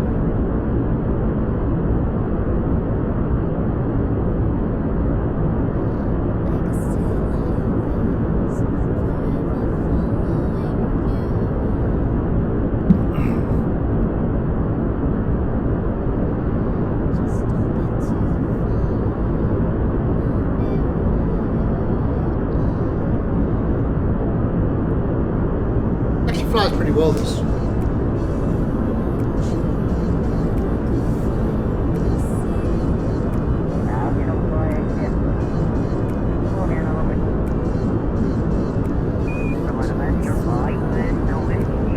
Bubble Boy. Bubble Boy is going home. He's now not orbiting any planets. He's going to be orbiting Joule itself. 34. Oh yeah, 37. It's about the same. It's about the same height.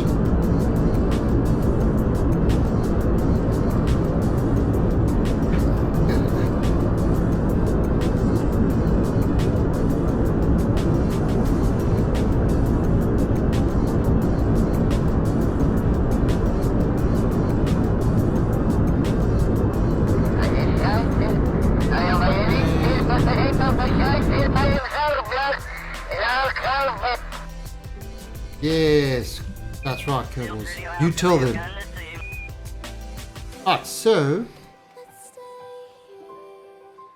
Right, so this is the orbital height, 39 and 34, so 5, so let's call it 37. Okay, so now, I'm actually going to delete this one. Delete all these. So what we're going to do now, close this alarm clock. We are going to go here. We are going to say Joule to Kerbin, 37,000 kilometers. Plot it. Alright, copy details. We are then going to show. Oh wow, the ejection angle is right there now.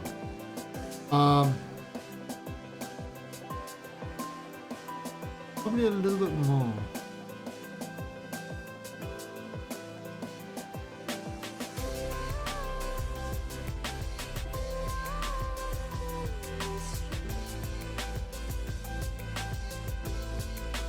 I believe it there. Place.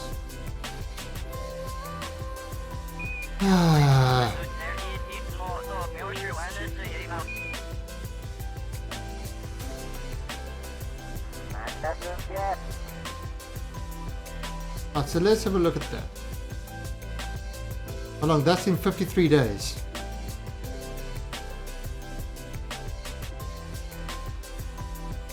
And will that actually even reach that? I don't know. Right, so that may be a little bit tough. So let's see. Okay, so yeah, we are kind of a problem because we kind of passed that point. It's going to take 53 days to get to that point.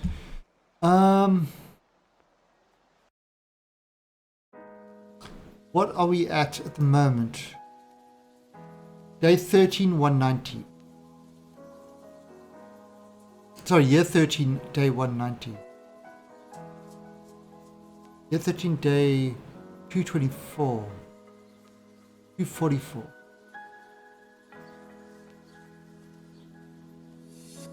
Over there. So we're looking at day, what's this? 53 days time. So we're looking at day kind of around 143. 243.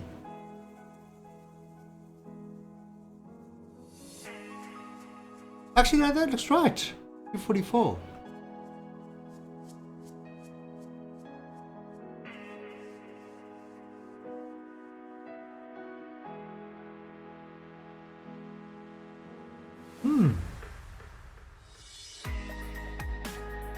Okay, so that's actually right. Interesting. Alright, so let's go on to Kerbin and see why this is not going to match up with it. Can you copy the... Yeah, what you do... Okay, so Let me just get this. Alright, so there we go. So what you can do is in the transfer window planner, right, you can say copy details and then you paste it in there. And it pastes all the information and plots it there. So it tells me that's in 53 days. So the exact UT and everything else, the angle and all that sort of stuff is there. I mean, you can input the stuff there, you know, like normally I set these things with an alarm to do it. But you can actually do it this way as well. Just hit copy details and paste it in. In fact, what you could also do, if you add to the KC alarm, these are all the alarm details. Now, I don't know if we can do nothing. There's no copy function. Can you control C? Don't know if you can control C that. Oh, you can. So you can control C that and then paste it in there as well. So, well, let me actually just try, just make sure. I'm just in the browser. Okay. Let me just make sure you can control C this. I highlight everything. Control C. Yep, you can. So you can control C this and then you can paste it in. And that would kind of paste everything from there into your precise maneuver. So that's why precise maneuver is really useful. Normally I just look at that and take the numbers and put them in myself and then make adjustments. Now it's not always perfect because this assumes 37,000 exactly. It assumes an inclination of 0, which actually inclination is pretty close. So everything that it assumes could be wrong. So if we look down here and we set urban as the target and we look at what's going on here, it doesn't look like we're actually getting a match with it. So we can make slight adjustments. Oops. See if we can actually get it to kind of.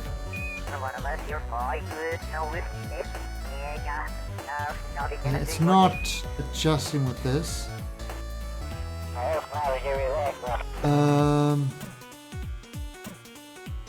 I can just paste the original one back in. Alright, now maybe if I add. No. I'm not actually getting this thing to kind of. Let me try this one. Oh, there we go. Ah, so that's the first good news I've got. Is I've actually got that intersection.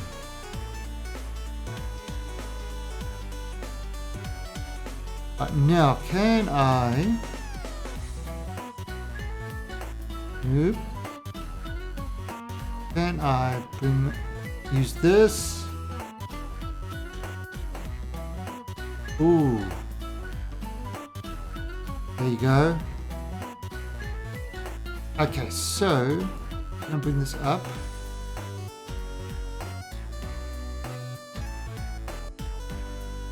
Let me bring this.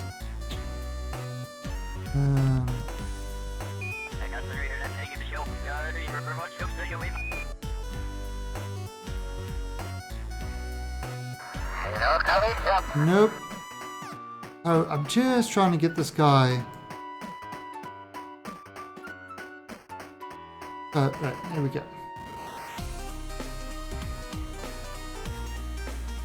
So that's the closest approach. So really what we want to try to do is we want to get this kind of approach much closer.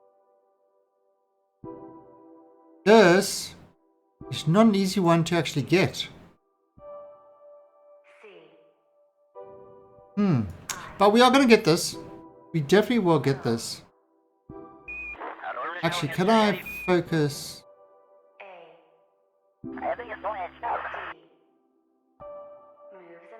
to music.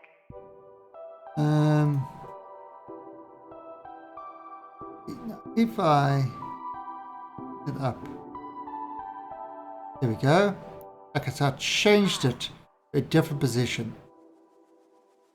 Now let's see if we have got more luck. Emotions to music.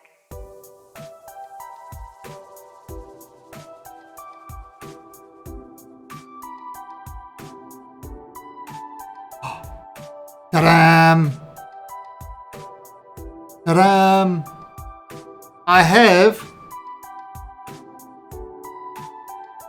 Yes. Yes, definitely at the correct thing. But the thing is, the problem is the orbit is a wonky orbit and stuff like that. So it's you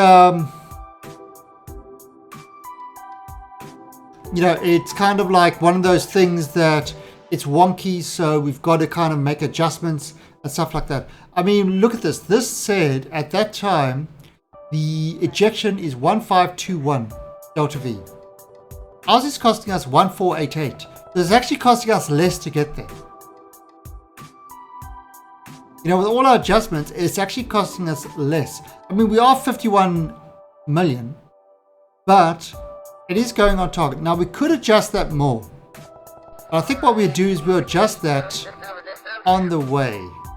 Yeah, I mean, let's see if I can... Oh, can you see? Oh, it's my head in the way. Sorry, I was like, I'm leaning in because it's really... It's intense stuff, man. So intense, man. Let's see.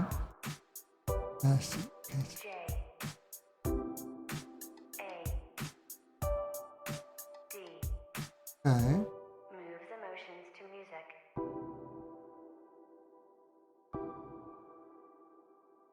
At first, let's tune in instruments. Look at that. Okay, so that was good. Are there 4? Okay, now.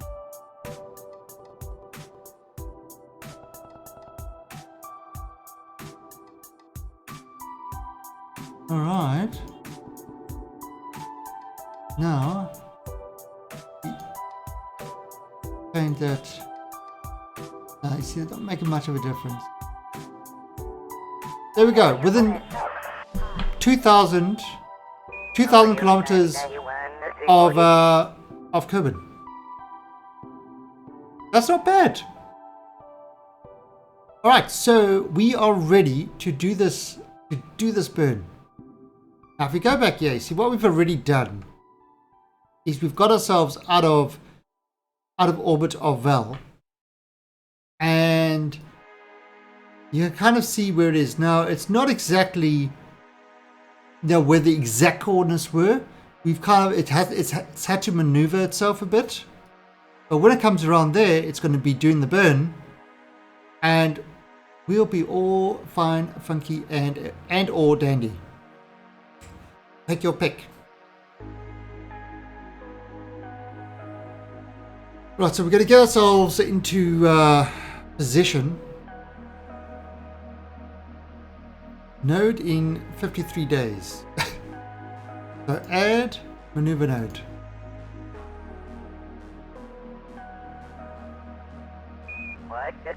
That, yeah, it's kind of, this is called planning ahead.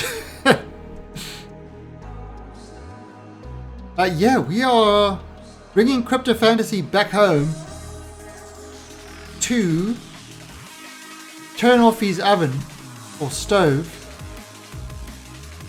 that is killing all the electrical power on Kerbin.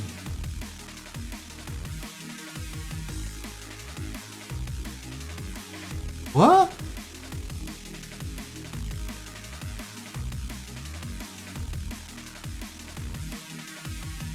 Oh crap! I thought it was like coming right up. I thought that was a 53-day orbit. It's not. Okay, that was interesting. Yeah, alright, so that's...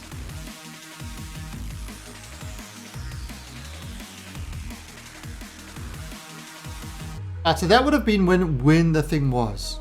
Alright. Now that normally comes like 4 days before. And surprisingly enough, look at this, it's like 3 or 4 days before.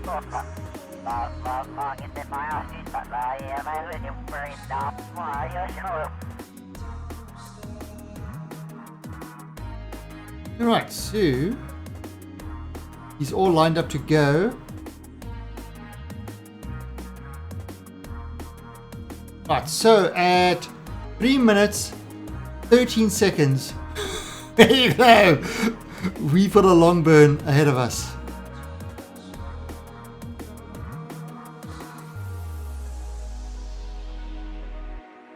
Yes, yeah, oh, that copy and paste function is great.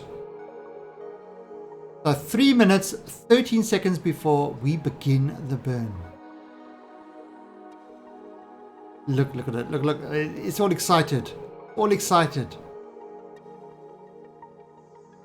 Oh, and Torsten is on here as well. He's going home to Kerbin as well. But the key is crypto. All his fault. 3 minutes 13. Do we have a burn? Do we have a burn? We have a burn.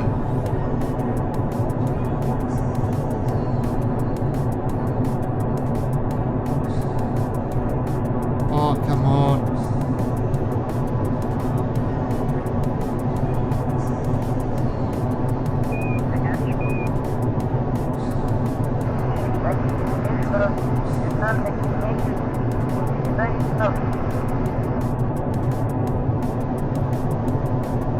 Okay, I'm thinking...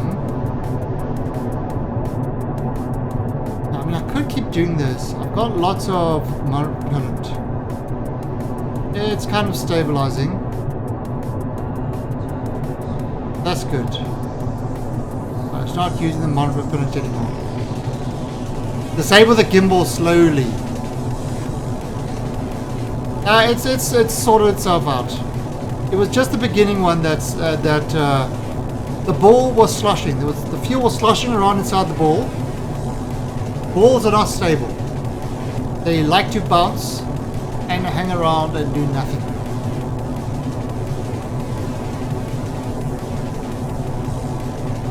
Look at that. Lathe, Jewel, Bell. That's actually pretty sight. With our Vitar SSTOs. Oh, and Gypsy, our miners worked perfectly. They came up, they attached to this, they converted all the ore that they collected into fuel, plugged it in, went down. Miners, it just take a long time to fill themselves up on the moon, on Vel, but they worked absolutely flawlessly. So yeah, we followed up about 3 or 4 times, and then we just said, okay, it's working, and we just filled the tanks up, with hyper edit. Yeah, it was working. We had already got this ball up to over 3,000 delta V in the ball, just with two miners. So we left them on Vel. They're great. I was actually really surprised that they worked so well. Only problem is we had this thing parked at 50 kilometers, so they burnt up a lot of fuel getting to it. We would normally take this down to, I would have said if we take it down to about 30 kilometers, that would have been a good height for the miners to get to, and enough time for them to decelerate.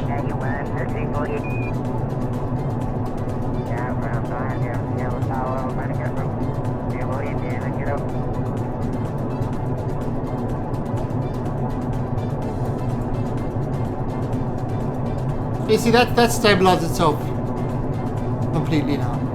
So that's good.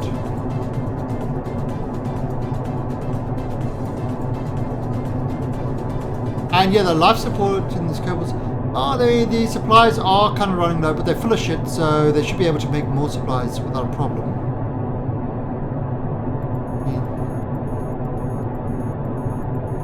Start recycling.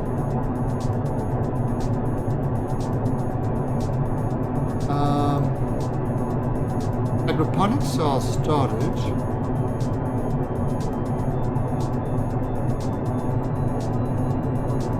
I mean, everything should be going. Everything should be going just fine.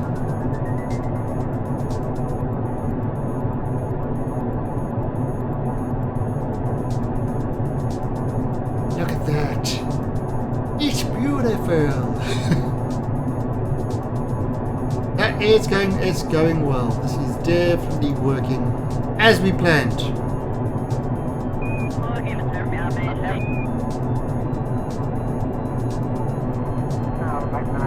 So still got 470 delta V to burn. Still gonna take like a minute.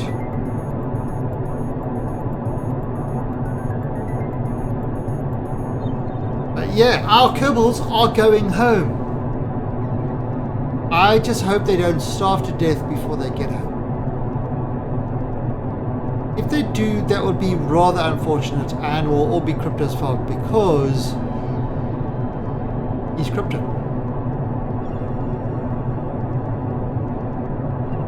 They've got to last another 2 years.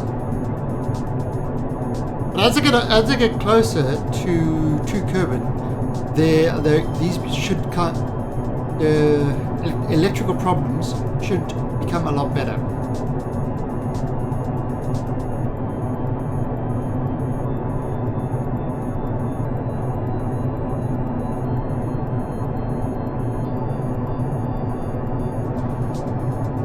Now he says hardly using any more monoprop anymore. It just used it initially to stabilize.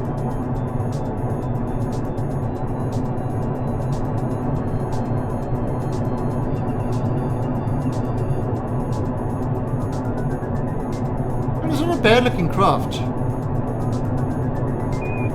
It's a strange looking craft. That's why it's called Bubble Boy.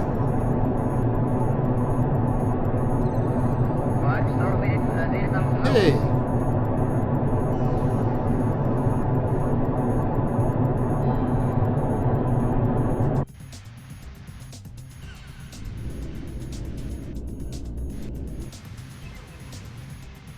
Move that. Ah, there we go. So we are, and away we go. All right, I can actually. We go. Look at that. Awesome. All right. So what we're going to do is we're going to add a maneuver here. Holy crap! In 300 and something days. Or maybe we add it kind of over here. 95 days. Alright, then we go on to Kerbin. No, not it. Why are you hiding, Kerbin? I know you're there. Alright, focus. So... Damn! That's not bad. That's not a bad burn. We are pretty close. We're shooting right in between the moons and stuff like that. Now that's really, really not bad. Alright, so what we're going to do over there,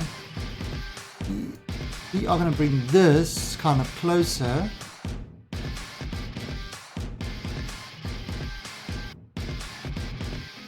Bring it down.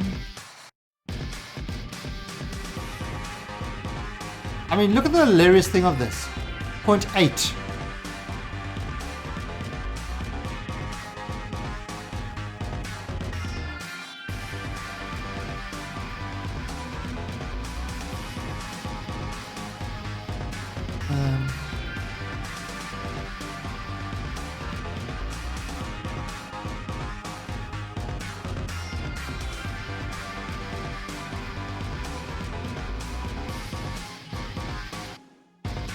Oh no! Come on, what you? Oh, jeez, I hate it when that happens. You know, that's kind of gets stuck. Oh.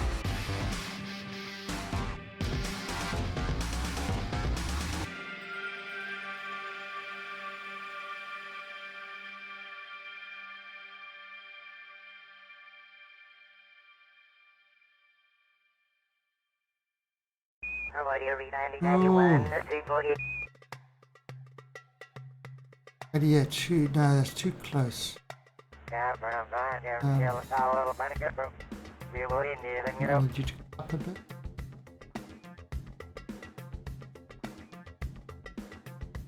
Up.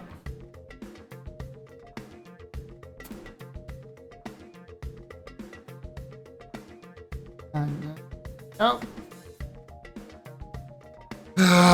Come on, mouse, behave. Ooh, make it really sensitive.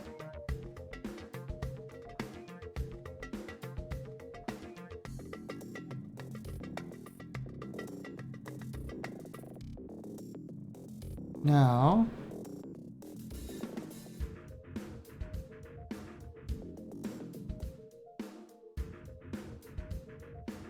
$118. Okay.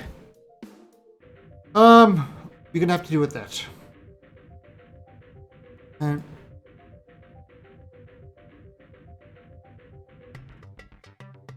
there we go. Didn't...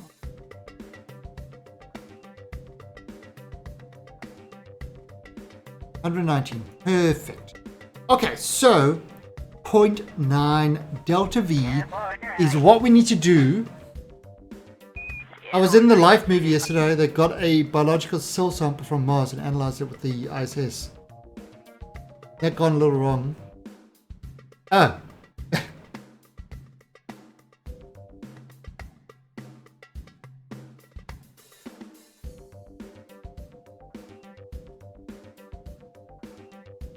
Made a movie on the ISS. Yay. Didn't they make the IMAX one on the ISS as well? Alright, so that's in 95 days time.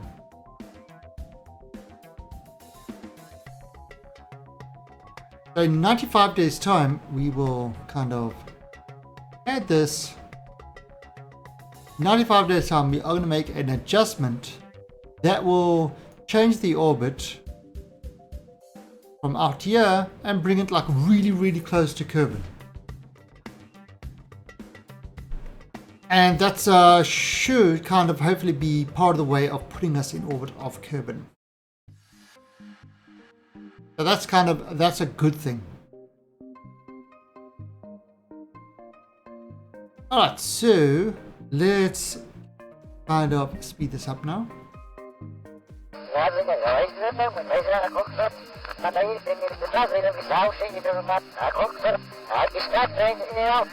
Oh, look at these little ants fly.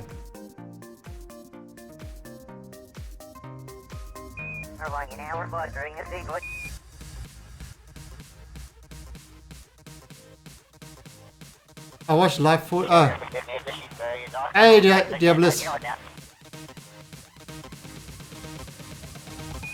What happened? Why am I slowing down? It should be going faster. Speed, hyper speed.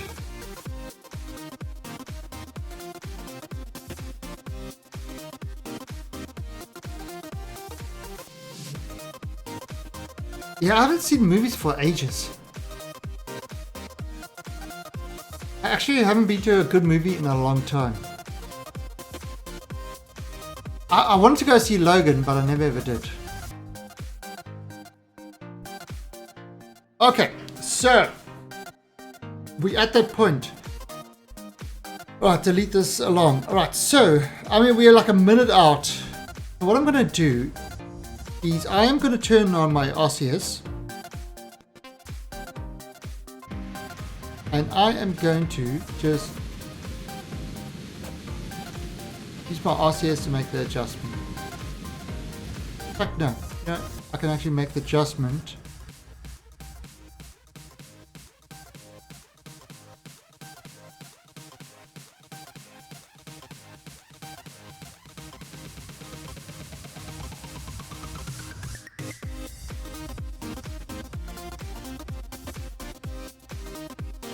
Alright, so RCS.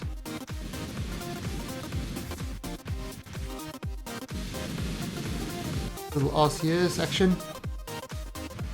Now to go a little RCS action for fun. RCS on RCS action. Oh yes, look at that RCS on RCS action. 136. It's 88. Oh shit. Look back at it. There we go. 112. Perfect. Alright, so there we go. Done. Right, so the next step is to go like this. Add maneuver. Localize. And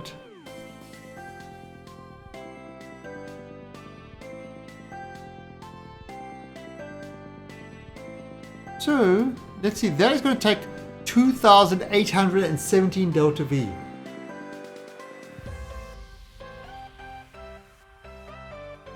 That's almost a 6-minute burn. That is almost a 6-minute burn. Alright, so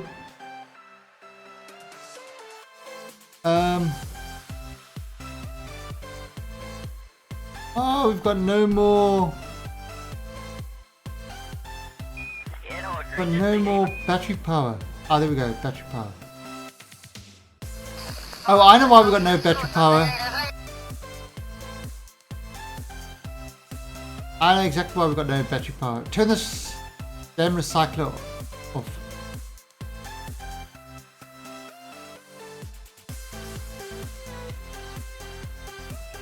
Right, so but now I can turn this off. No! Oops!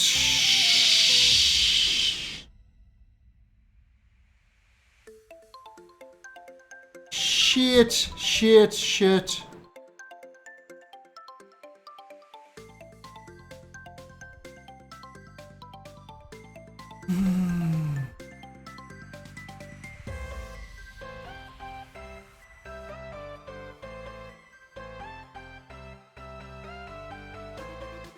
Let me make an adjustment. I'll make another adjustment over here.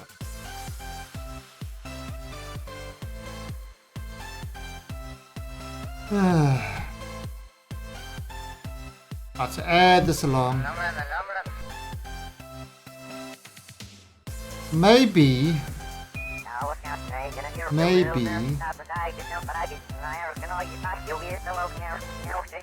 I don't know if it's gonna, if it will do it.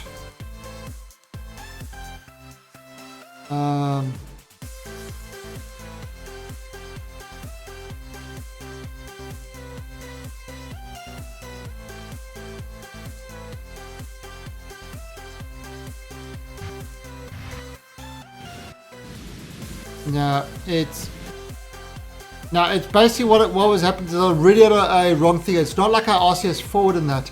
It was just the RCS adjusting its position. That's kind of where the problem was. It was the RCS adjusting its position.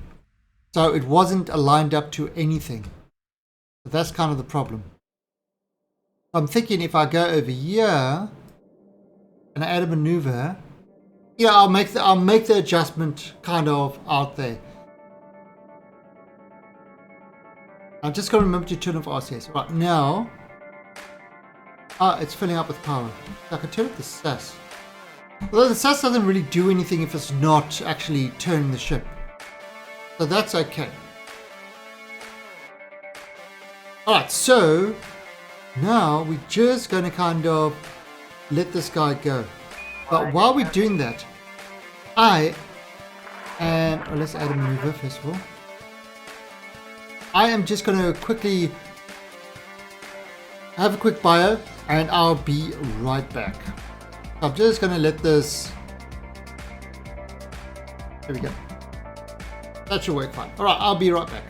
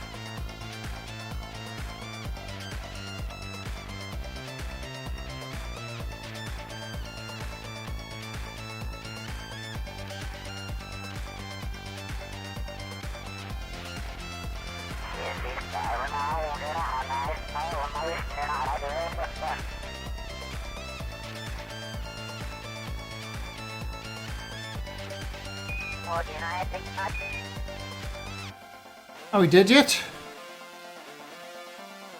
Or are we watching the laser beam show? Wow, that max warp?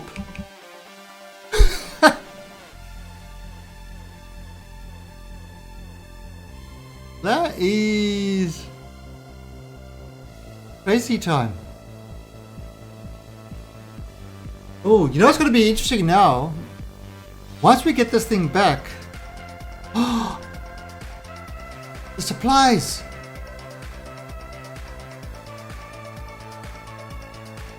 The supplies are running out. Oh noes! What will the Kerbals do? What will the Kerbals do? Are they all going into cryo sleep?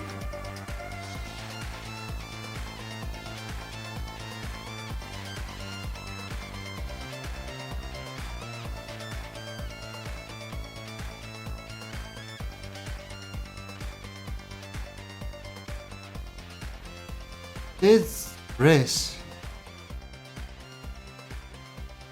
It's Duna. Wow, so going out to Jewel was really, really far. Yeah, they're going to carbonate.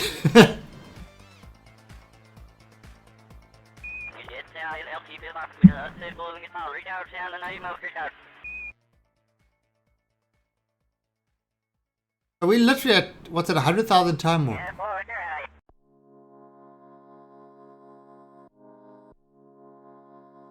"15 years in the history of Kerbal-kind." Now, what's going to be interesting is if we actually go back to our Duna base and see how the Duna base is actually operating.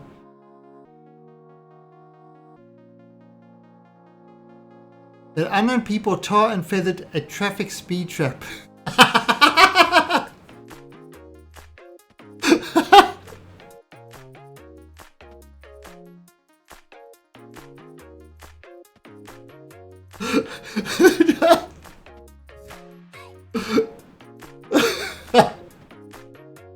That's awesome. Oh, they returned to duty. Okay, that's cool. Alright, so probably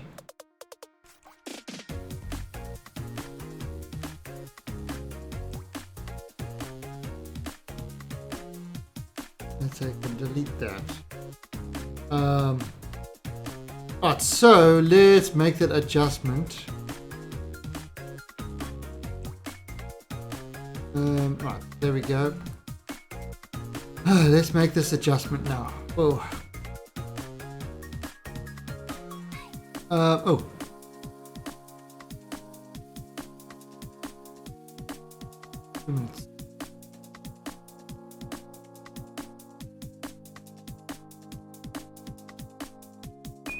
Right, so if we kind of slow down a bit. Wow. So that's it really.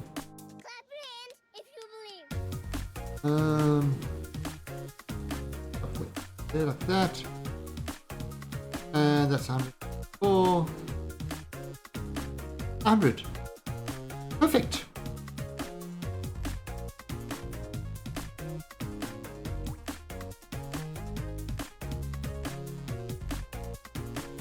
Really?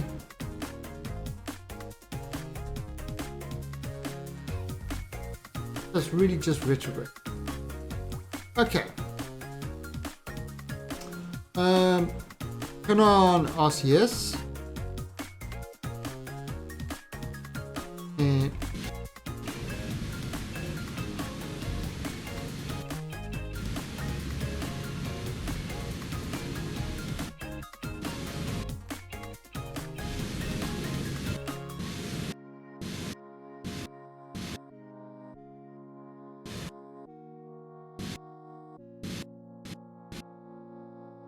no.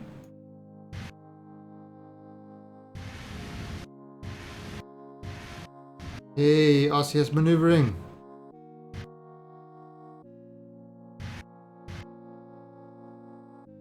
120.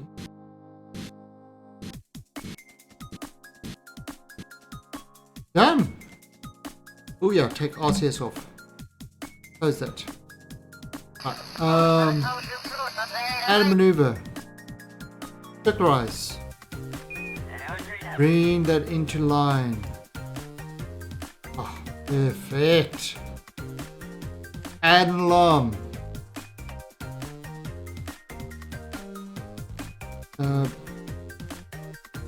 Bring that across. So that's in 178 days. But let's actually have a look at what these. They just got enough fertilizer and enough poop to make stuff. Let's start the recycler. Top agroponics. So they kind of they're hungry. They definitely are hungry. Hey, Flying Jester.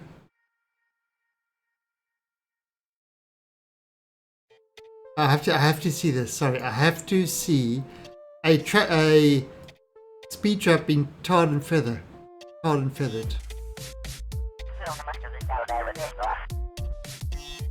No, I can't go there. Apparently, they don't like certain things I am running on my browser, so I can't go there. Okay, so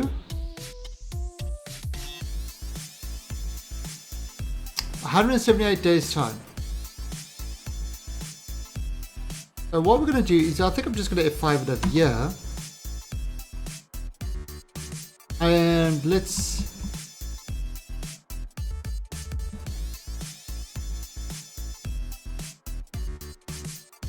speed this thing up. Right, so we all the way over there.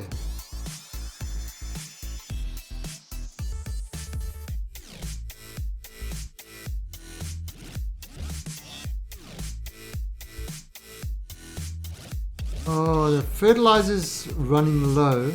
The Kerbs are still pooping as much as ever, which is pooptastic. So, yeah, the Kerbal poop mixed with fertilizer equals supplies. So the pooping is good, but the fertilizer is running out. Hey, Torsten, you've almost made it back to Kerbin. We filled the craft up and we've almost made it back to Kerbin. Look at this.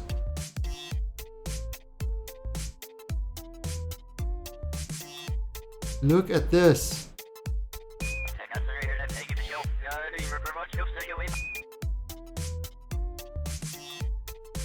So,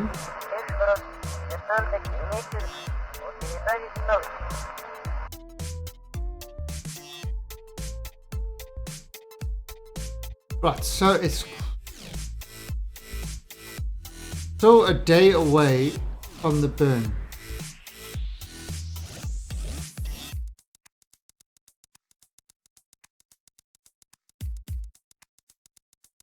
Well, the Val refuelers worked great. They were fantastic. Alright, so Bubble Boy has reached the Kerbin system. You were around Jewel to rescue Cryptofantasy, left his stove on.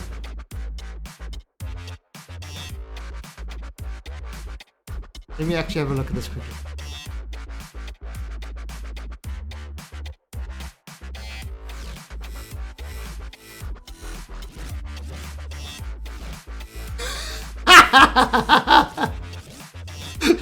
Look at this. This is what they did in Germany. They tarred and feathered a speed trap. That's a speed trap, Torsten.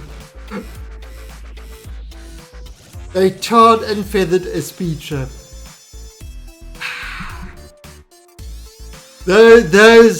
nutty Germans. That is absolutely awesome. Jepsy, you have to post it on Reddit in the funny thing. Because that is that's great. I'm gonna have to send that to a few people. I'm gonna keep that link.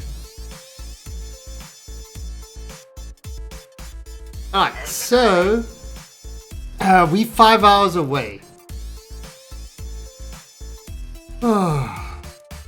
Will we get ourselves into orbit? I mean, the speed we're going at is 3,900. So we've really got to slow ourselves down dramatically. Right. And look at that, we've got...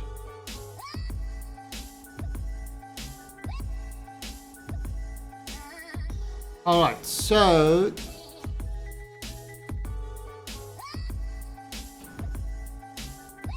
Three minutes 30. That's kind of when we need to start the burn. So let's have a go here. But it's all lined up. There is Kerbin. See now, I mean, there's no problem now. Whoa. There's no problem. You see, the electricity is no problem, even with the recycler running, because we are a lot closer. You know, we are a lot closer to everything. The people have been hungry, but they're not kind of starving. They've still got 15 days worth of food left. So they're hungry, they're not starving.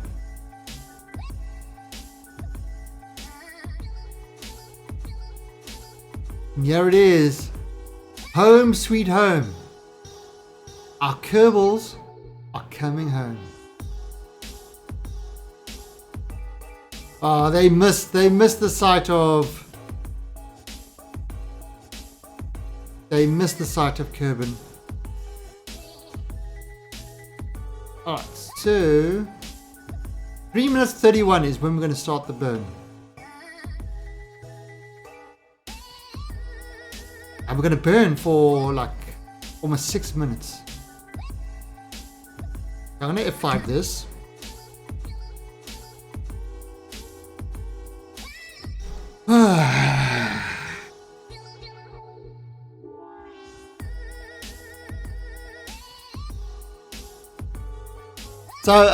So Gypsy, I take it the general feeling in Germany is that speed traps are bad. But you know what, I mean, it's like you guys have got the what's that? The highway with the kind of no speed limit. What's it, the Anders lane or something? I can't remember. What's it called again? Keep forgetting the name. I know the name, but I keep forgetting. But now when I want to remember it, I've forgotten it.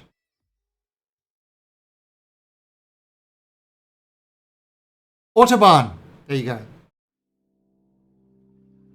I mean, that is great. Because you don't need to... Right, so turn on that, RCS. Keep this in track. It's just the initial burn is kind of all over the place until it settles itself.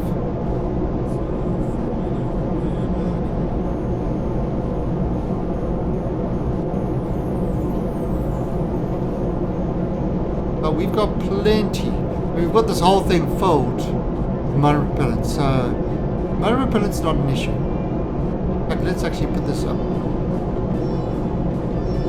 So I always use this motor repellent first.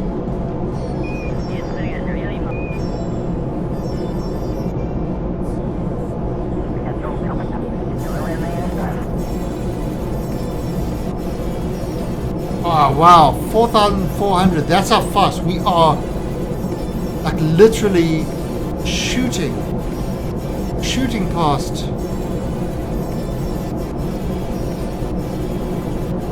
Oh, okay, let me turn off this recycler.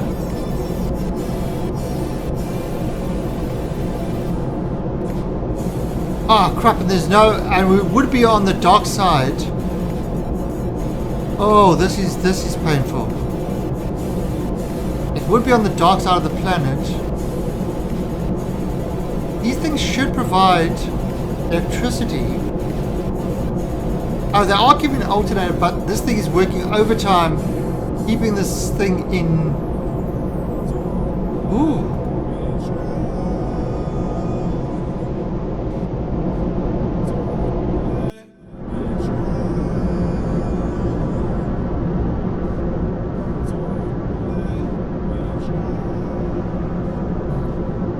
Come on, electricity, hold out.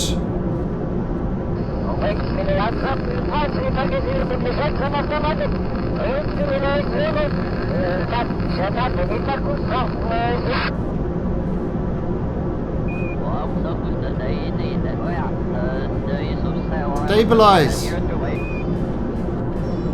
I should have really disabled those gimbals when I had a chance.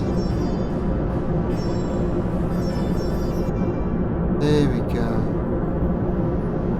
There we go. It's stabilizing. Ah, stabilizing right. The alternators are starting to put electricity back in. Whew. Yeah, it's stabilized. Alright, electricity's going back in. Now, this thing is, when it starts burning, it's kind of completely chaotic. When it starts burning, once it settles into the burn, so just that beginning part is really, really chaotic. Now it could be because of the engine gimbals. But there you see, now it's absolutely stable.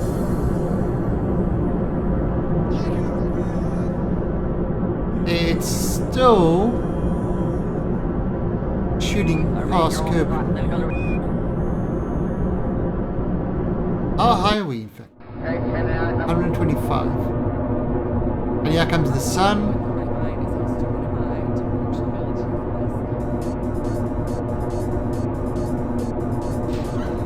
Look at that.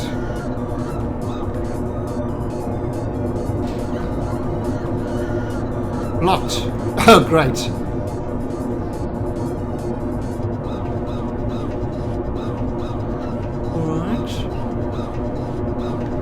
Goes.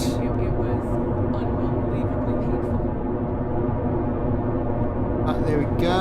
He is.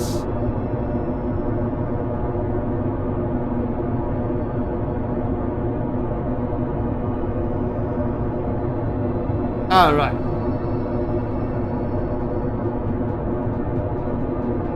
Let's just. Right, so. Yeah, I just.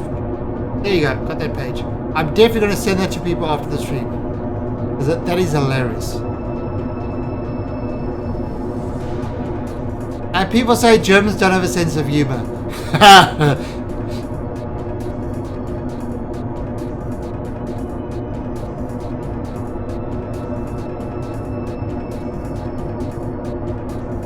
Alright, so I think we've done it. We almost. Yes, look at that, it's in orbit. Now it's just going to make the orbit smaller.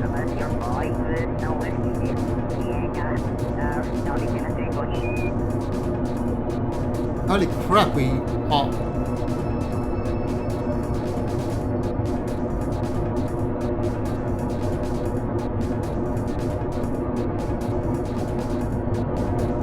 Oh, what is that, Torsten? Don't want to click on every link, but what is that? Is it something that Danny did? Because that guy does some crazy stuff.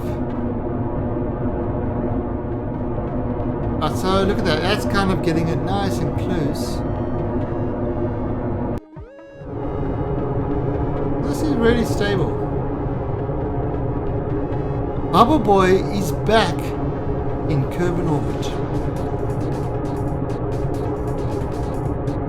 Maybe we'll send the giant Kerbal out to greet it.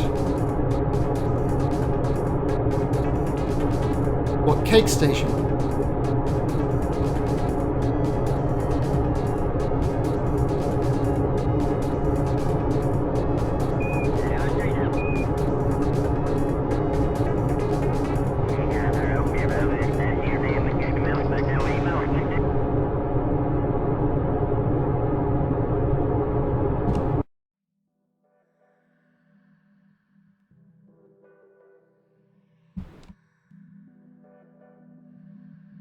$139 by 96.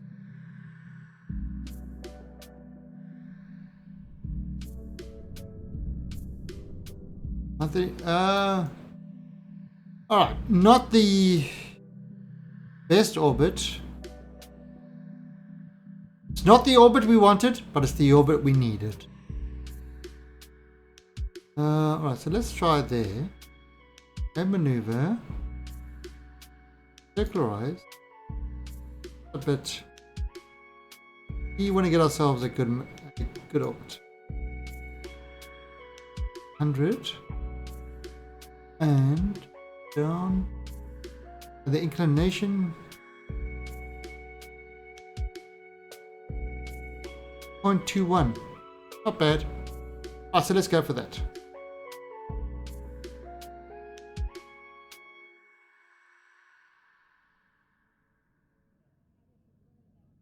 So this is just going to be a small burn, just to get ourselves into the right orbit.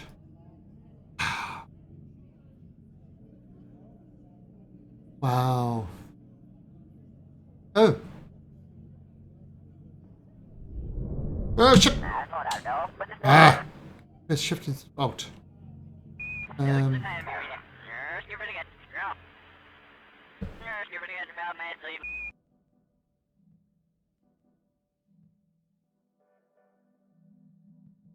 6 minutes.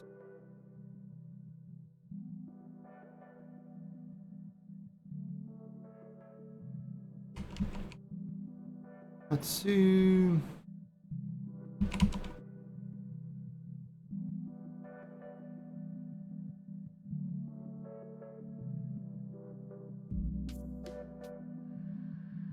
Alright, get this. There we go. Alright, so.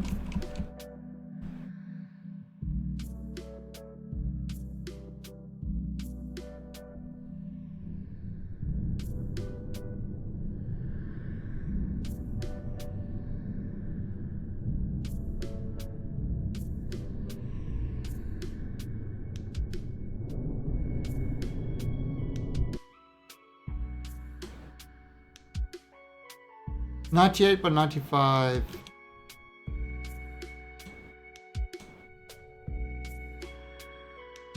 $98 by 95. Okay, that's all right.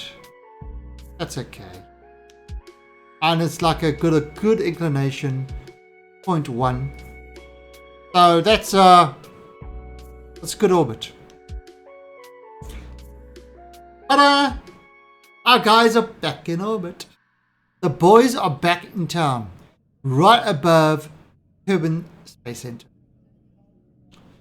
So, it is time for Crypto to get down and yeah, it is time for Crypto to get down and do stuff. Turn his stove off so that the Kerbin electrical grid can return to normal. So let's actually go over here.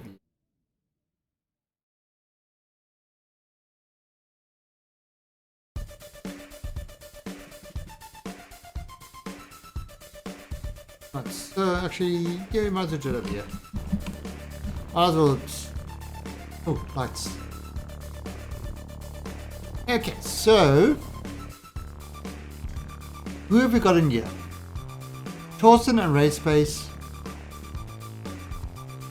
We've got nobody in there.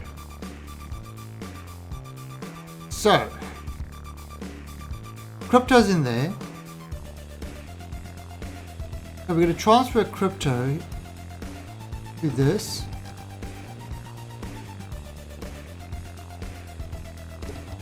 Actually, how much? And now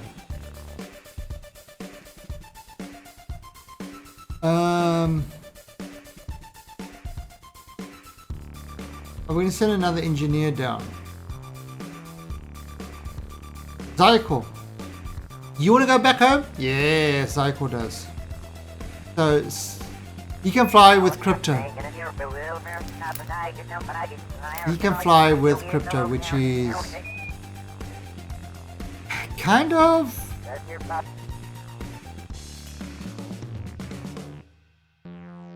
not something I would wish on anybody, to be honest.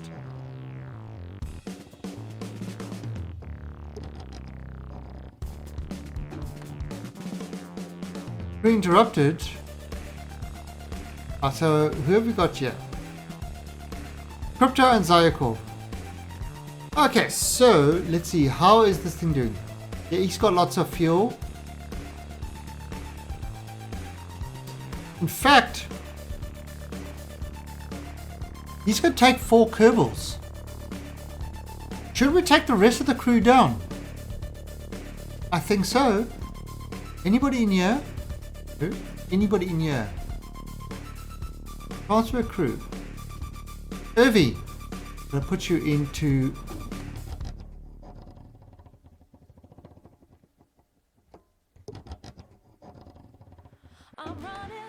So we are transfer crew. Maxibot, you are going in there as well.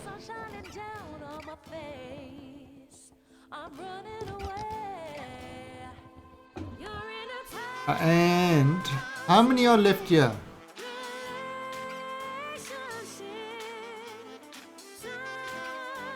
They've got Skin Trader, George, Talent Core. Right, so we are going to transfer these crew.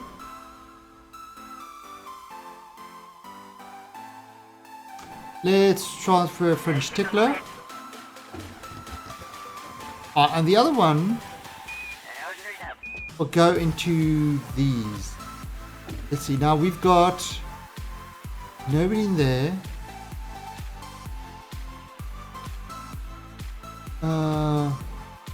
Nobody in there. Got a few people in there. We transfer them all into there because that can take 4. We've got 2 people in there. Alright, so we just got to land these 2 craft, and pretty much all the Kerbals are home. And if we look at this, they've still got kind of 14 days of food left. So actually their food has literally, it's just lasted them. That was some seriously good planning. That was impressive. Right, so this is Crypto. Okay, so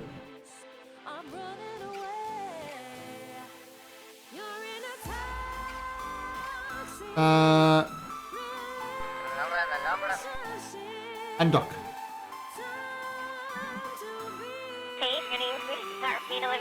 Let's see.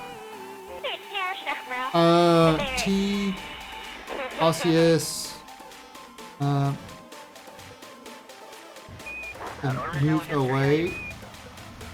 move away from the space station.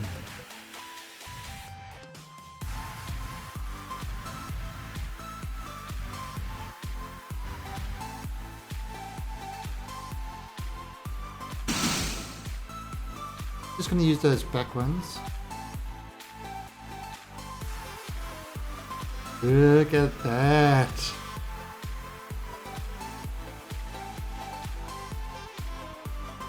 Okay.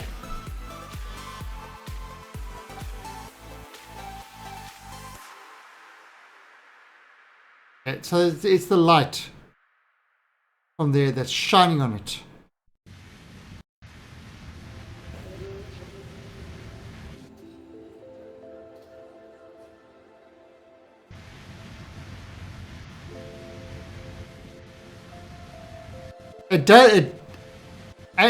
It really did work out well, Gypsy. It is one of my... It's definitely my favorite build, without a doubt.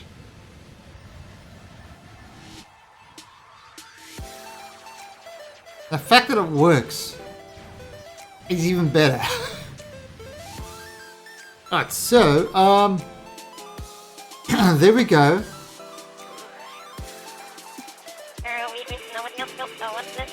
Alright, so these little things are kicking in and working.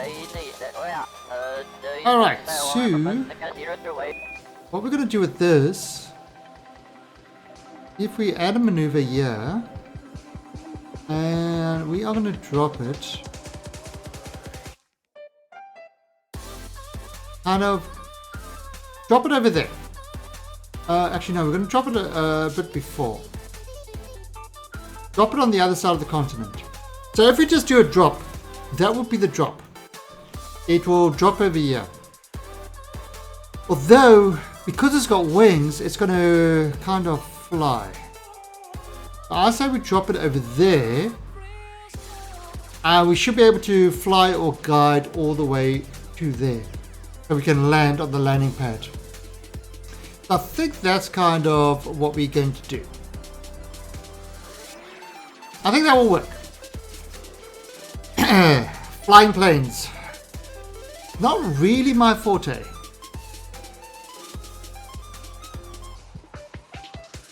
But we all do what we must. And especially since we've got Crypto Fantasy as the pilot. I mean, look at them. Look at them all sitting, excited to be going home.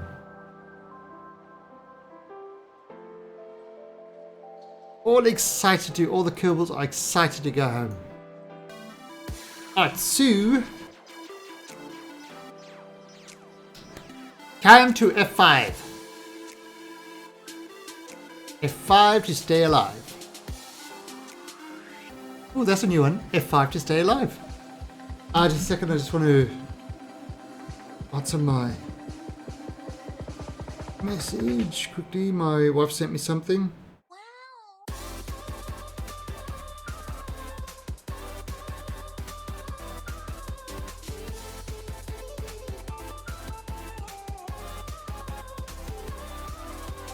Alright. Interesting. Okay. Yes, it's about cat food for Cool Cat. Cool Cat needs his cat food.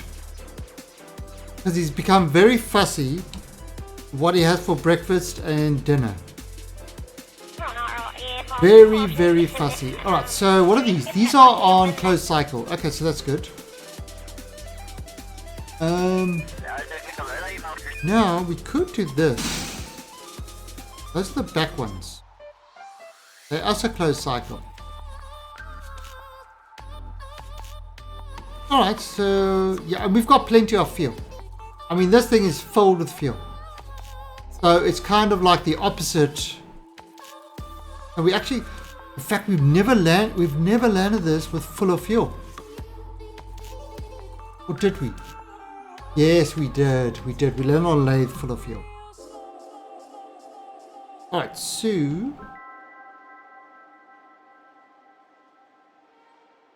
a 6-second before burn time.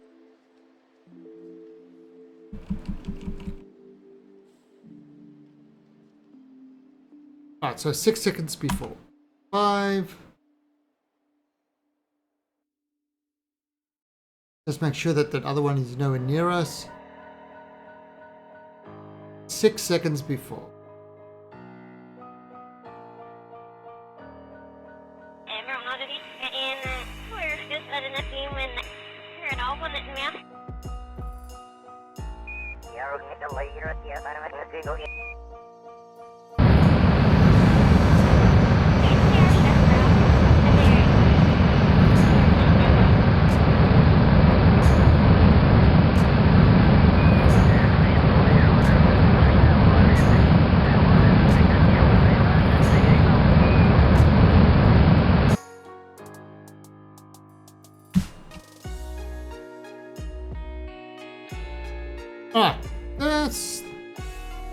Good enough. Alright, so bring this around like that.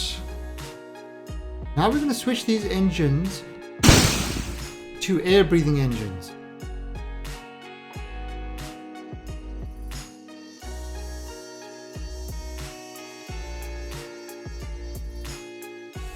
Alright, so we are ready to head back. So this craft is pretty amazing. It flew up from Kerbin. It attached itself to Bubble Boy. It then went all the way to Jewel and to Lathe. It flew down to Lathe. It landed on Lathe. It rescued a Kerbal. Then it flew back up to Lathe, attached itself to Bubble Boy, went over to Val, and has come all the way back. That's a pretty good travel. Right, so we just hit atmosphere there. I mean,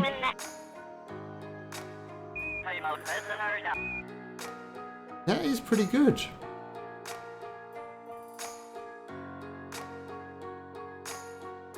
Oh no, we've got no air brakes or anything like else on this thing. Ooh, lights. No lights on. Oh, the lights are opposite.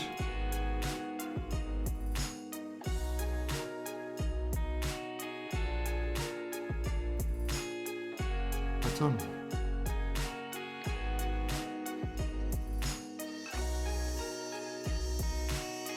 That's a 55.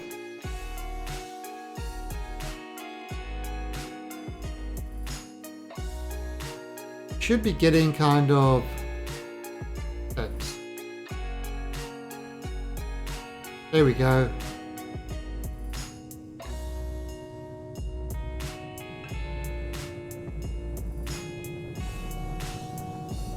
Look at that.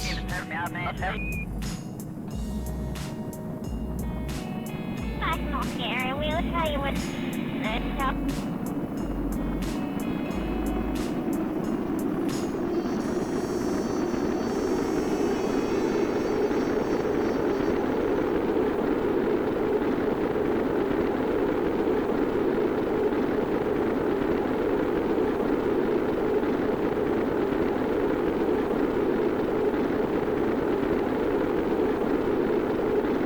Oh, that was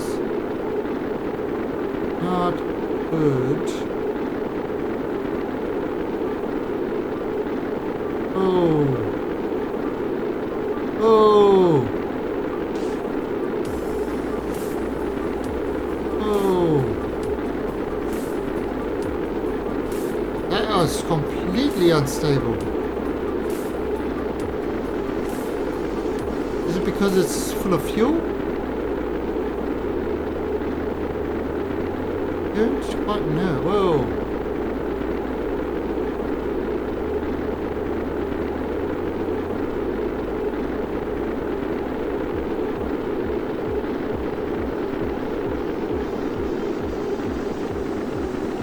That is bizarre.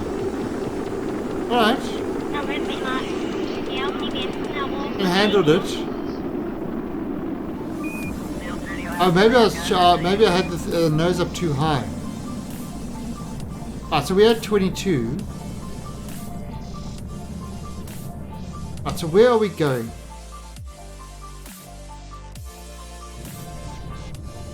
Alright, so we need to turn a little bit that way.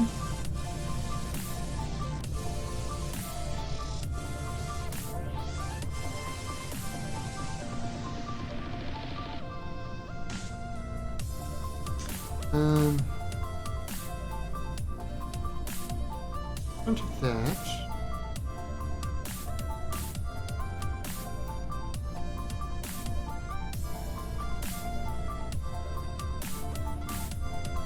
We're still going at a speed. No, and we got plenty of fuel, so it's not like it's an issue.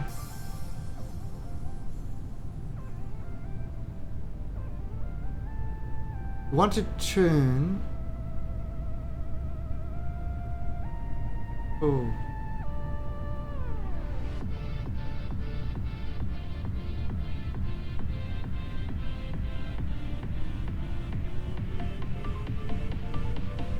This craft is not the. It's kind of like it's funny now. It's difficult to fly.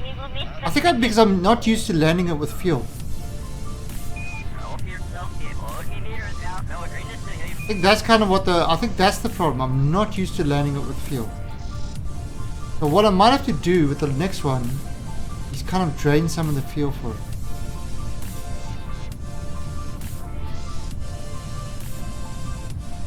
What I could do is give it a little bit. Just give it a little bit, engine-wise.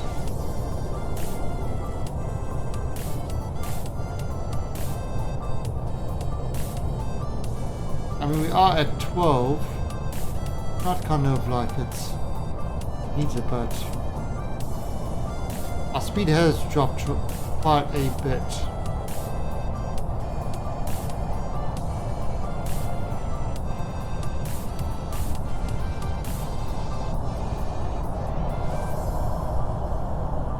I believe Kerbal straight ahead.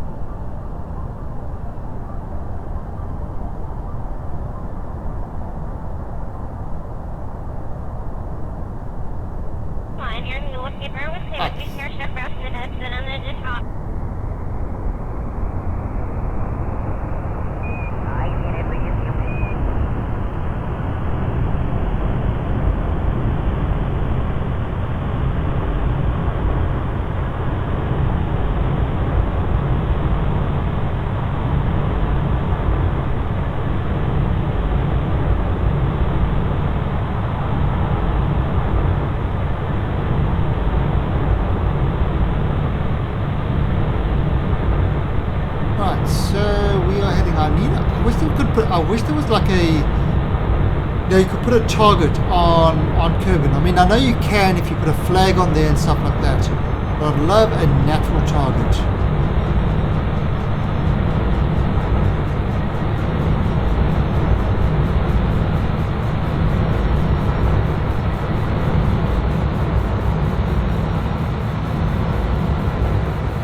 Oh no, I need to come up to that.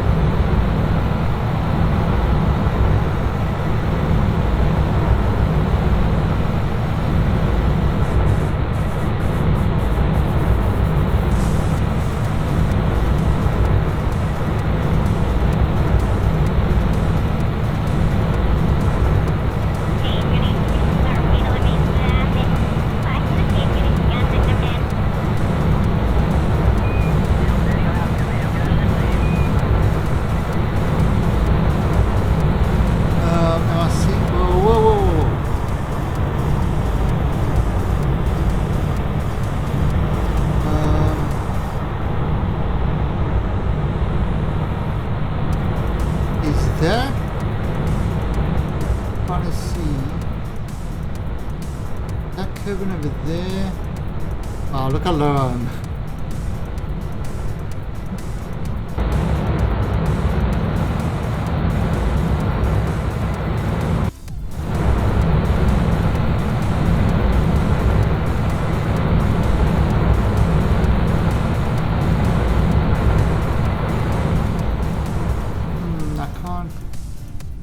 Oh, there it is. There it is.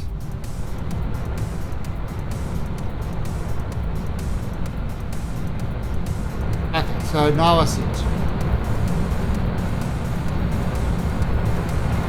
Ah, so it's right there.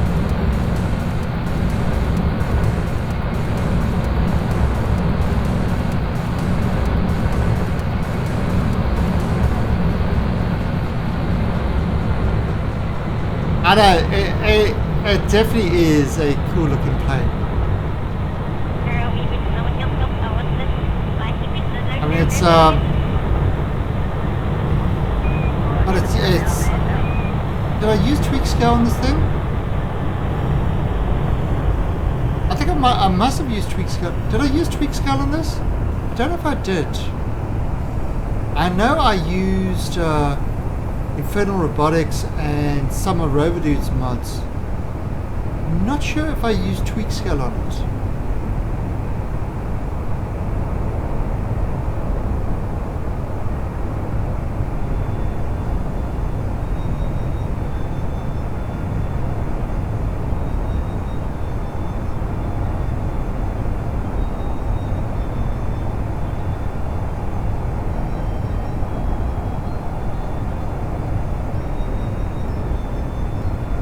Now we could try a proper landing, or we could try the VTOL landing. There's the landing thing. So what do you reckon, a proper landing or a VTOL landing?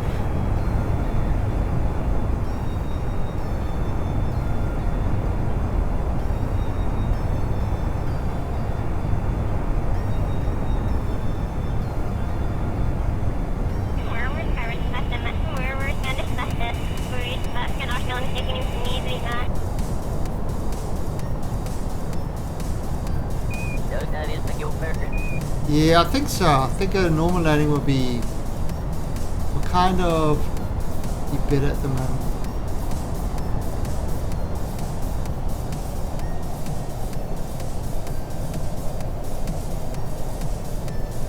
And I'm a kilometer above.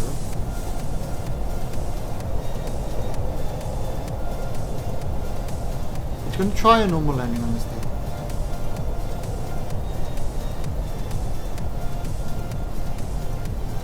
$800 meters.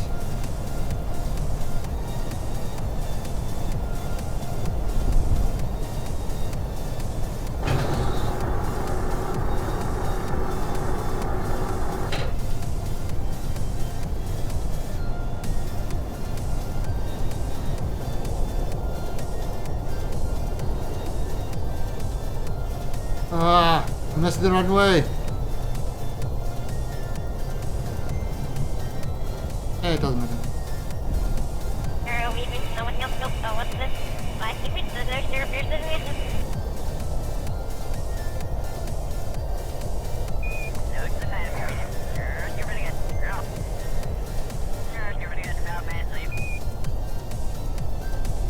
Ooh.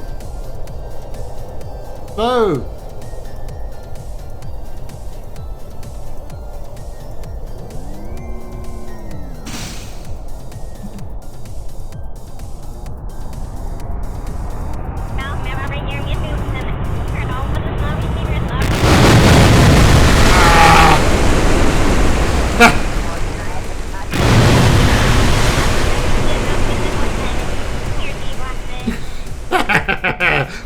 Perfect. Oh, what happened to the sea? Oh, yeah, I didn't see the sea. Perfect landing. Everybody survived. See, look at that. That's kind of... Everybody survived. Therefore, it's a perfect safe landing. Okay, see, that's kind of a bit of a problem. That's kind of what... Alright. We'll do better next one. Yeah, that's kind of a scatterer issue. I thought I had more time, then I realized I ran out of space. Okay. So anyway, we brought him back. It worked. It worked.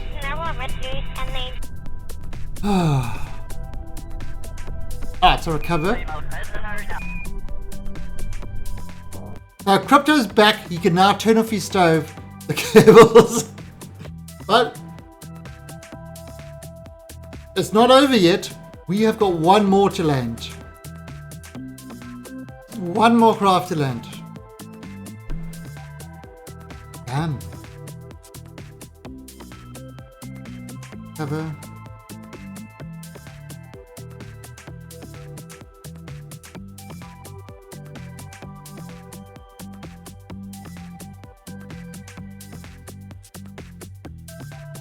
Cover.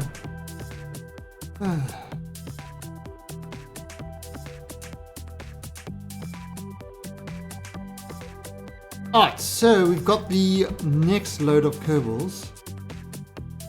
I'm gonna see if I can get them back.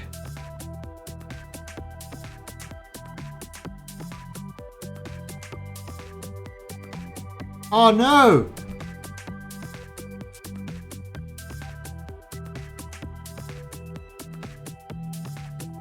Okay, call it first.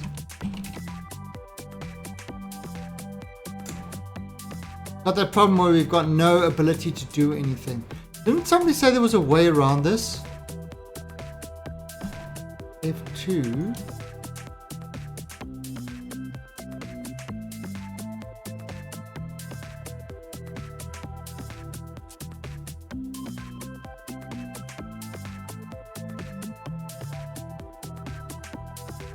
Didn't somebody say there was a way around this to get into the... No. The only way I know about this, Alt F12. Alt F12, clear input locks.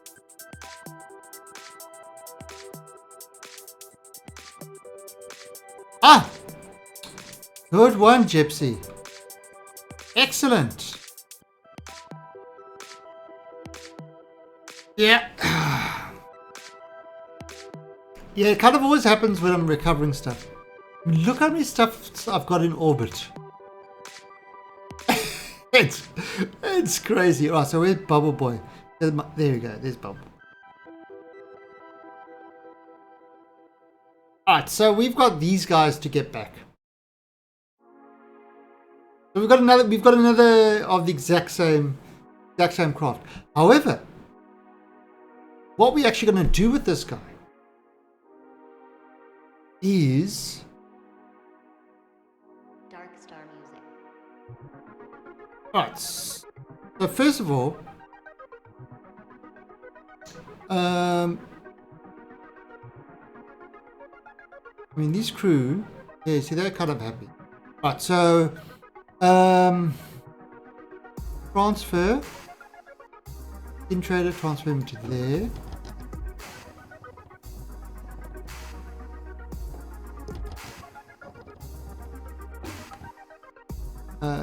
Transfer.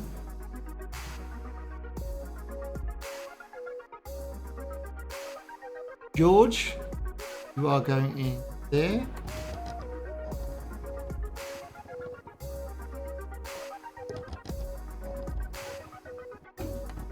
And transfer talent call. We really should leave you up in space. Alright, so you going over there. So now let's just have a look here. Crew. MK2 cockpit, MK3 cabin. Okay, so everybody's off the station. Just needed to make sure. Right, now what I'm thinking I'm going to do is this and this and this, this and this.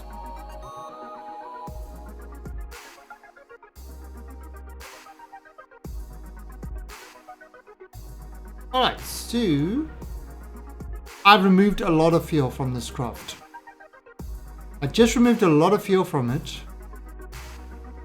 So that should make it handle a little bit better.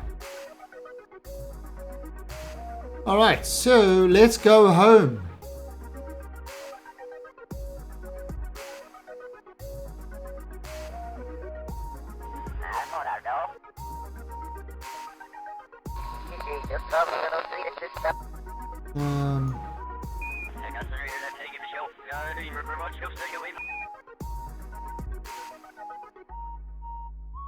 Put the lights on. Alright, so close.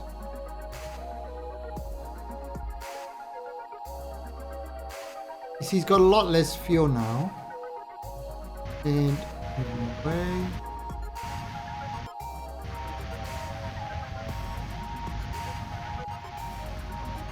Got F5 and and F8. So definitely got a lot less fuel, which is good. So cycle. It will make landing, it should make landing a lot easier.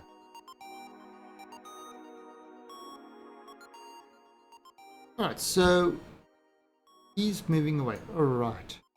Now, where's he? He's over there. So we're going to land over here. So, if we add a maneuver here, we do that thing again.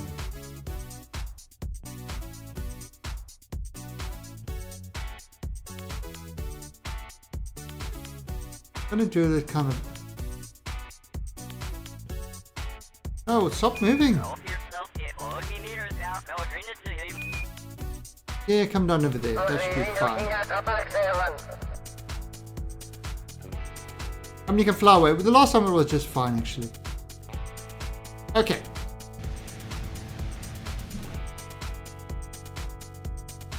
So, there we go.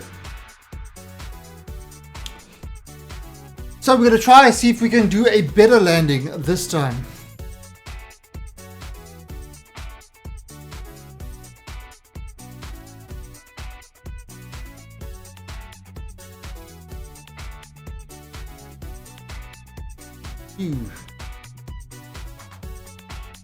And that's in 12 minutes time. Let's F5 this.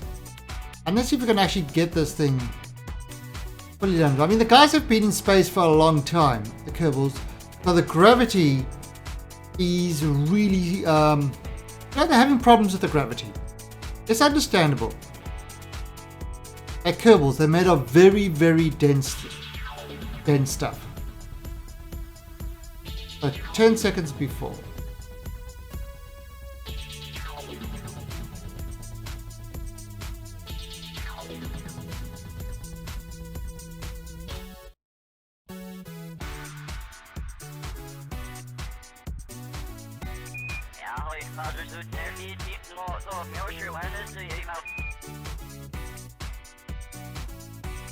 Right.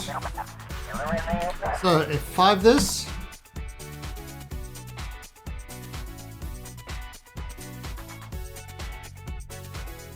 And this time we got Torsten. Torsten is flying the ship. And he's got a lot more skill than Crypto. Crypto is pretty much useless. He crashed his craft on Lathe. He crashed the X-Wing on Lathe. Then he crashed, then he crashed his Veto on Kerbin.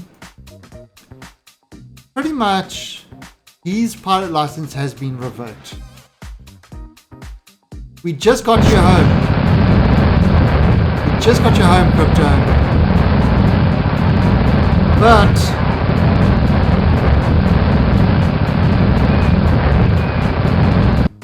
as you did with the X-Wing on Lathe, you crashed it into the water.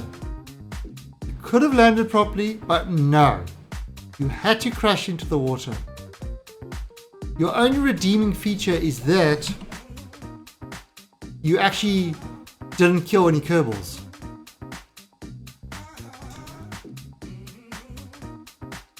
Although somebody still left on Lathe might have a few issues with that. Yes, we still have a Kerbal left on Lathe.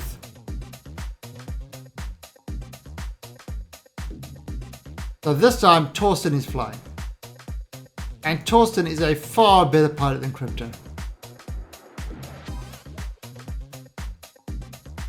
Okay, so switch over to air breathers.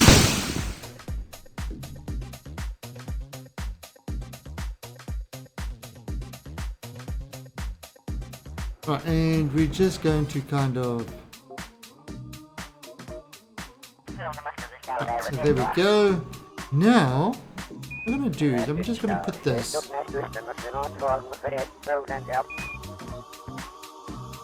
Just kind of leave that there. Alright, so... Our little craft... Does that look?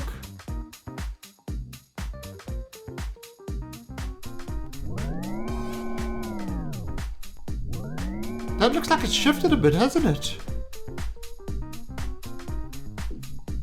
Yeah. The engine seemed to have shifted.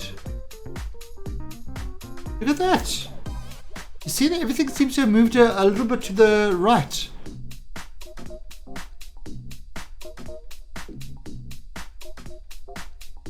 Alright, that's a problem. Let's take off. Let's remove those engines and we're just going to use these guys. That is a problem.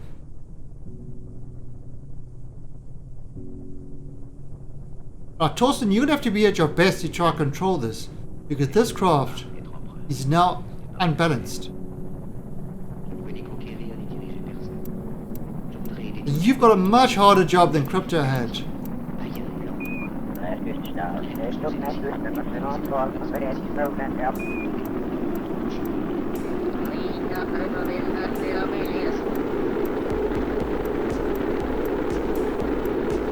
I see, look, you can air.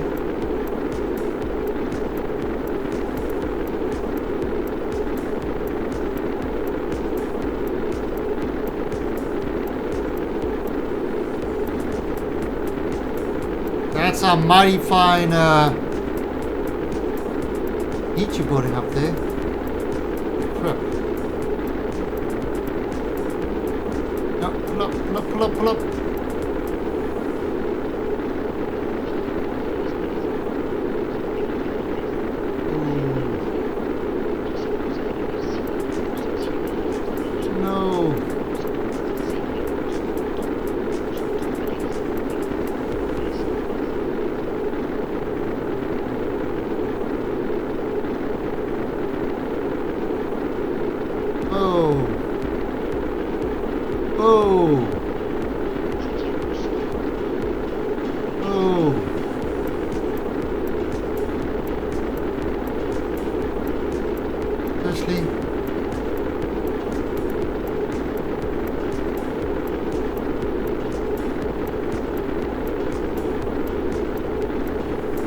Holy crap, this thing!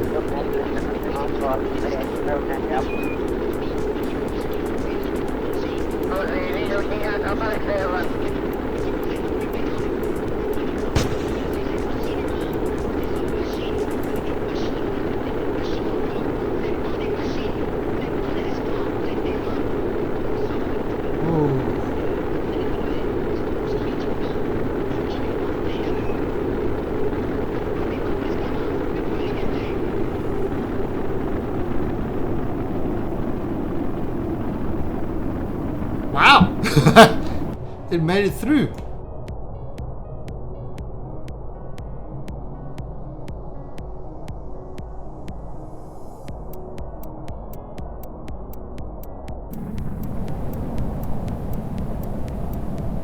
It made it through.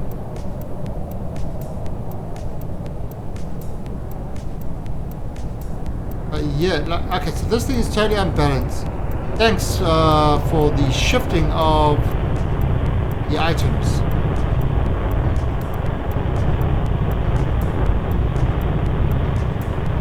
See, all these things are completely shifted.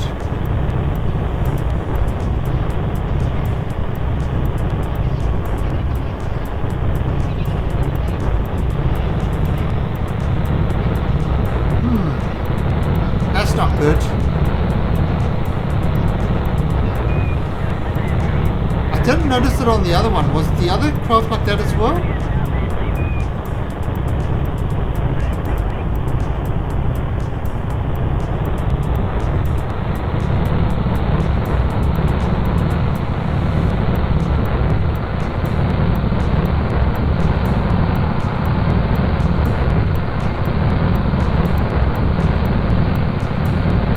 Oh no.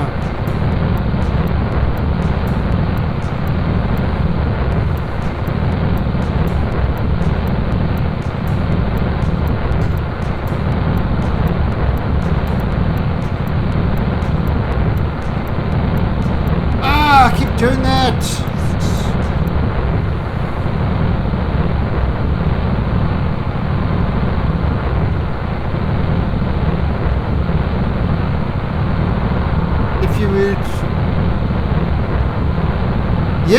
that is an idea. It's definitely an idea. Although, I mean, this thing normally is, but you see how it's kind of it's turning to the side the whole time because this thing's unbalanced now because the engines have all shifted to the right.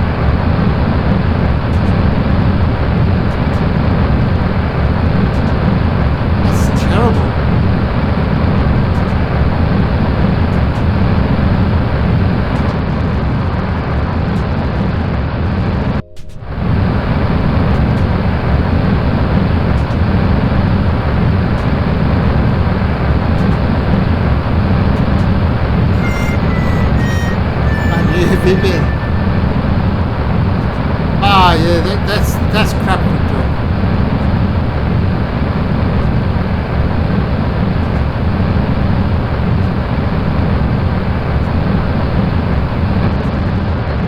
Yeah, but I suppose now in the States, I saw the kind of the new vote. You guys probably want to do everything through VPN now.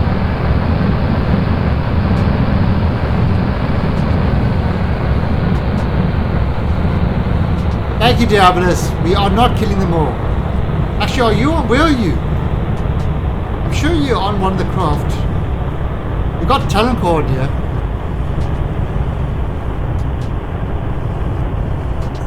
Oh, so look, it's sunset now. We can actually see Kerb just fine. See the landing pad just fine there.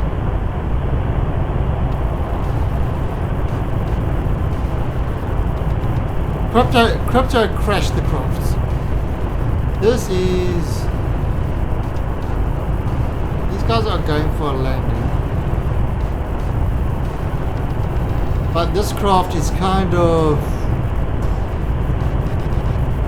everything shifted. So the weight is completely wrong. Center of mass is kind of like over here somewhere. It's a 3.0. Yeah, planetary landings. Planetary landings is in.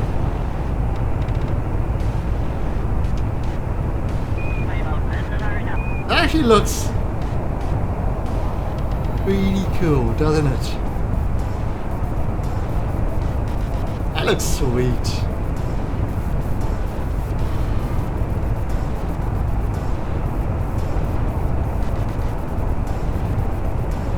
Doesn't it look awesome?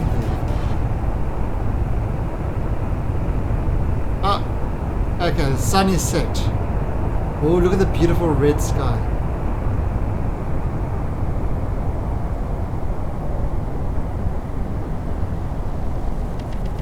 We want to get ourselves... Wow! Ah, so we are doing a night landing.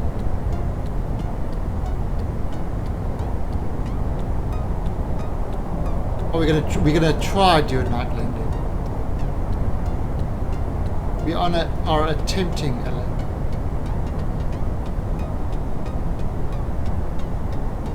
Yeah, if you want to kind of turn all that way.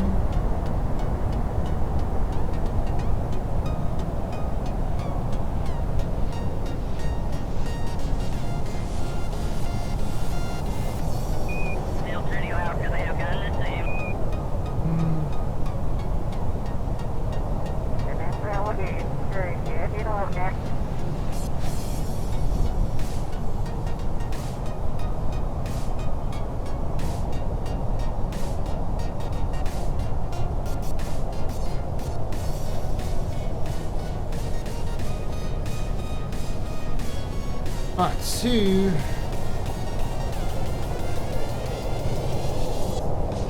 highway 1 kilometer.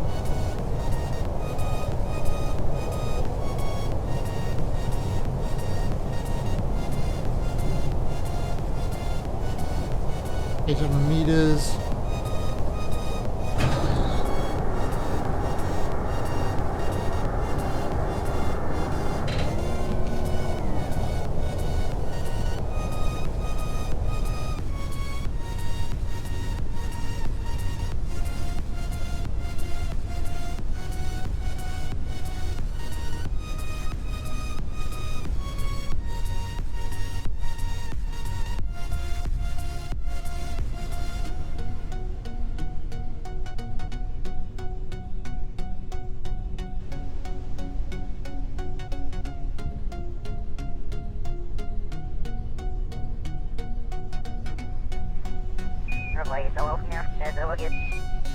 No!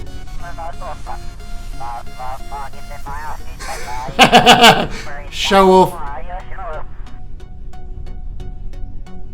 Sure. Oh wait, we're not on the we're not okay, so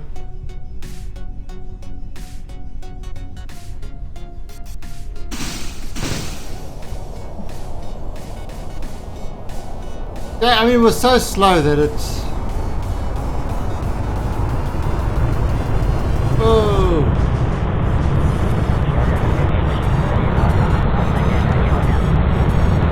done. Okay, that's interesting.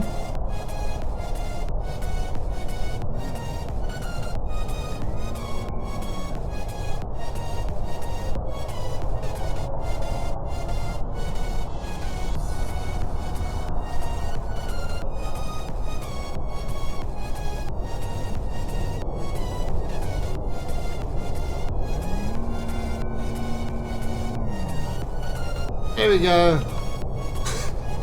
I think one of them was kind of definitely got more air than the others because it lifted it up.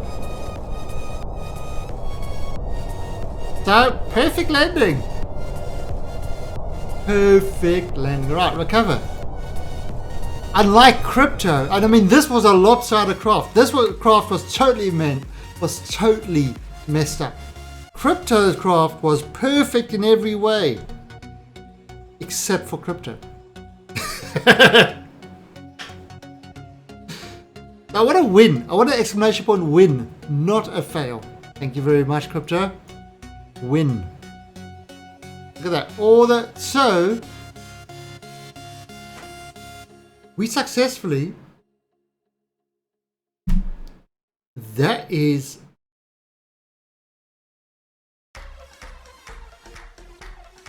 Now let's think about what we did. Let's just think about what we did there.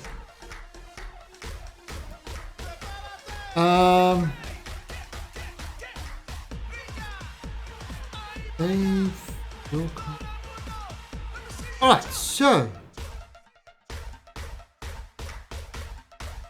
what we successfully did, this whole dual mission. This has been a long mission. And it's finally over. Oh, Pepe. But what we've done is we successfully captured a Class E asteroid. We then brought the Class E asteroid called Hammer with a ship called Royd to Lathe, and we created a moon on Lathe. Right, this was.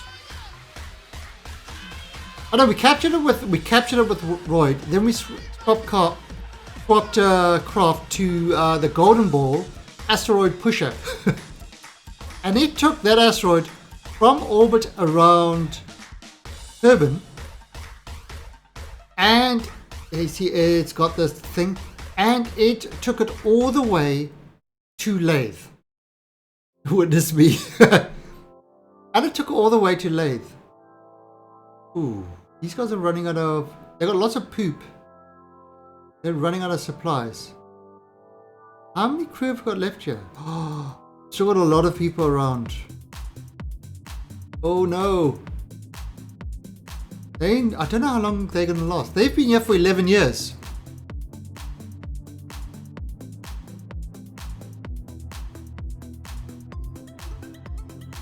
These guys... These guys have been on mission for over 11 years. Right, so what this did is this pushed... I've got this whole base. This pushed the asteroid into orbit around Lathe from Kerbin. So they've still got another year, 124, but because that counts how much that works out by how much supplies they've got. But because they've got poop and because they've got fertilizer, that actually lasts for longer. So they've been here for 11 years. Mission time, almost 12 years. These guys have been on mission. Do they have power? Yeah, they've got a nuclear... It's a fully operational nuclear vessel. Where is my nuclear plant? Yep, power distribution unit. Oh, wow. They've only used 0.3 enriched uranium. So I think they're quite safe. They're quite safe. Power-wise. Now they've also got the X-Wing fighter. And basically what happened was they were aboard Crypto Fantasy. Crypto Fantasy was on this craft and he decided to take a joyride down into Lathe, because you know Lathe has got a breathable atmosphere. So he took one of the X-Wings, which were for emergencies only, and decided to joyride around Lathe. Let me show you the results of his joyride.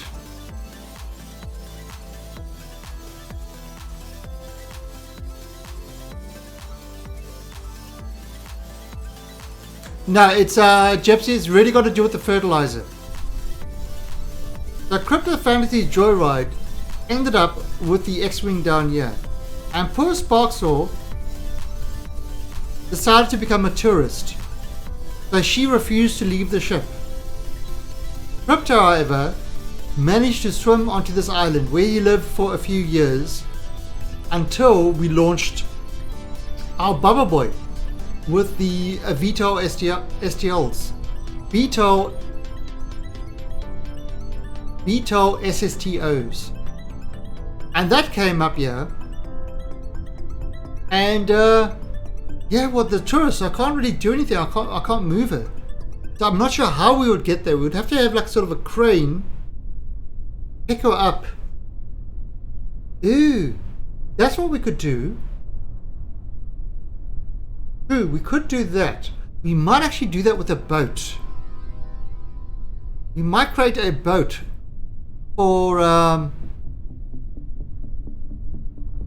lathe boat. But she's happy.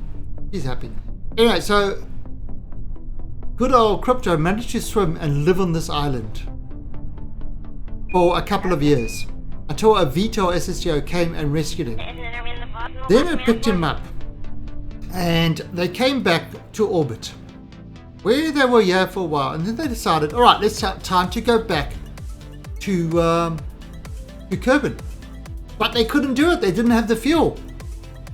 So that's when this craft came and docked with them and tried to transfer all its fuel over to see if they could get back to Kerbin. They still couldn't do it. So then we said, okay, it is time to do some miners. And what we did was we sent little mining craft, which were these guys.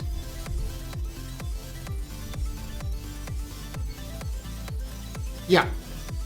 No, EVA, no, he wouldn't do anything, but he would still, he could still move around. Alright, so we sent these miners. Now what these miners do is they landed on Vo. They mined, they filled up their ore, they filled up their fuel. They've got little nuclear engines in that. Then we had enough fuel to move the Bubble Boy craft around a Vel orbit, where these guys came up and with their claw,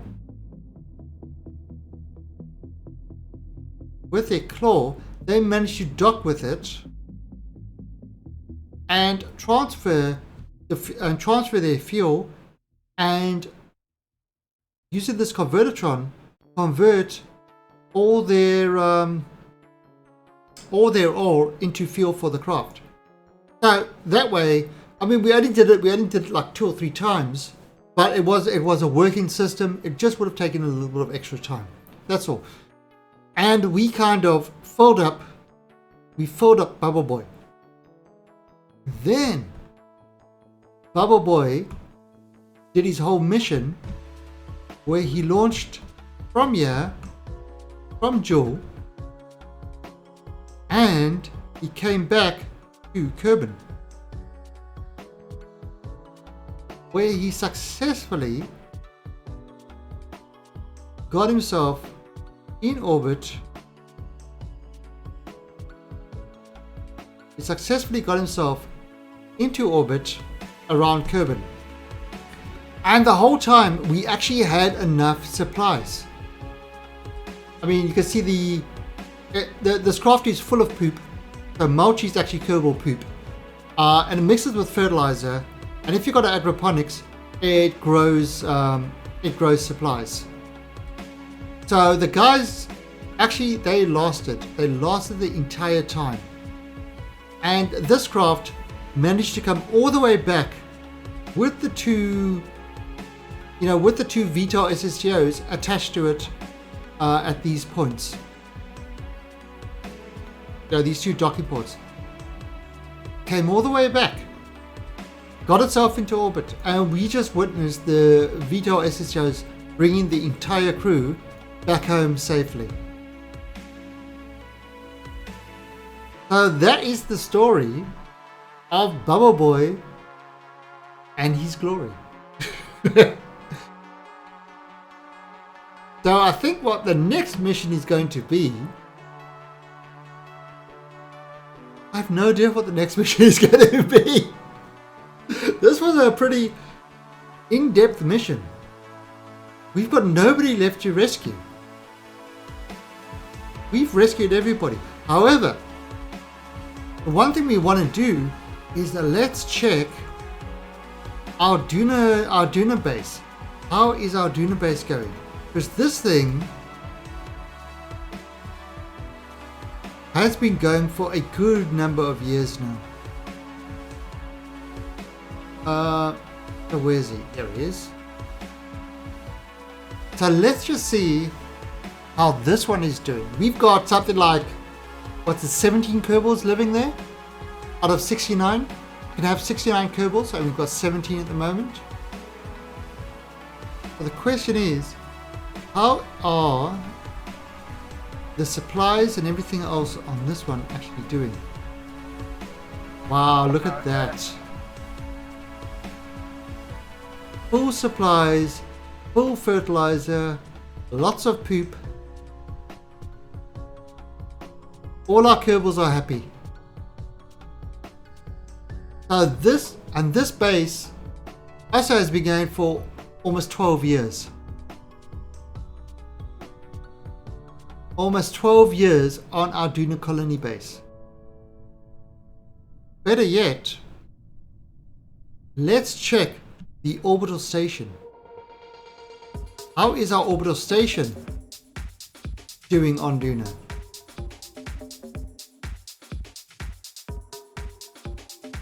So the orbital station is important. So how is this guy going?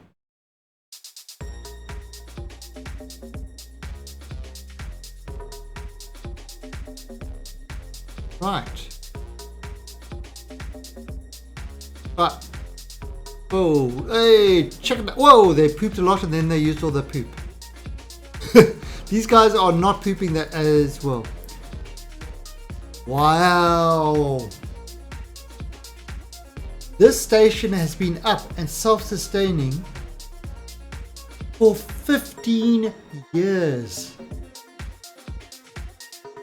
15 years. This guy has been looking after the Kerbals. But material kits, they're running short. They've got no material kits, so that's kind of might be a problem with repairs and stuff like that. Recyclables, yeah. Machinery. Poop, they're low on poop, so the guys have got to poop more. Construction, colony supplies, they probably need some of those. Although they haven't. I mean, as long as they've got these supplies and everything is functional, they're pretty happy. I mean, they've got a supply craft. So, this craft, I think it is... Oh, the Kerbal will have to fly it. This can fly back down to the station, at least to the ground station, load up with supplies and come back. But we haven't needed to. So yeah, it took me time to put these things together, but these have worked really well. And the I don't. Oh, emoticons, they explode. I wonder if there is something like that. There must be. Somebody must have kind of done a whole thing about that. And Zenton 8787, thank you for the follow and welcome to the Alien Army. So yeah, and this thing was completely constructed in space. You know, using Rover Dude's construction, we totally constructed this in space. So all these things that you see me flying and doing and stuff like that is all stuff that are actually built, including these big ships, built them in space. That colony landed all the extra bits, built it on the ground. So none of this is kind of been, you know, cheating stuff to locations or into orbit and stuff like that. This has all been built just like that. So that's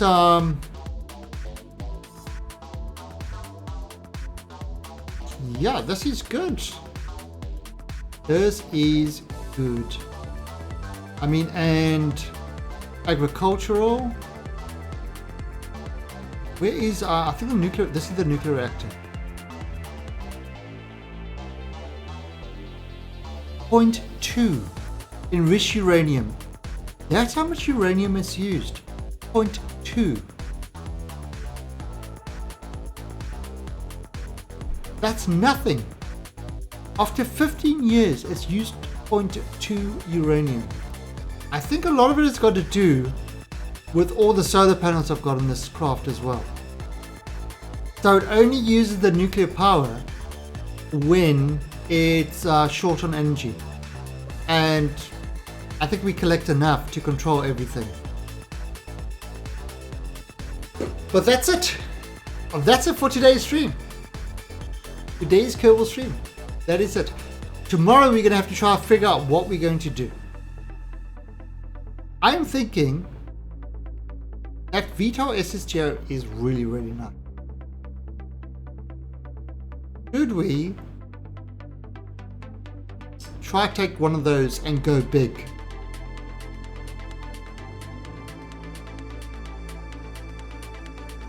That might be an idea. Build a really big VTOL SSGS.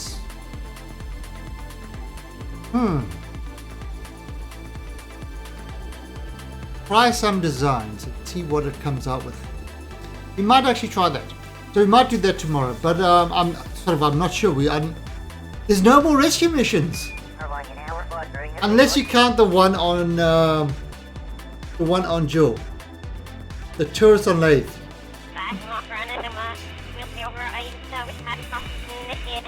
Anna, we could just update the records and pretend she doesn't exist. We could do that. We could tell her the Krakenator.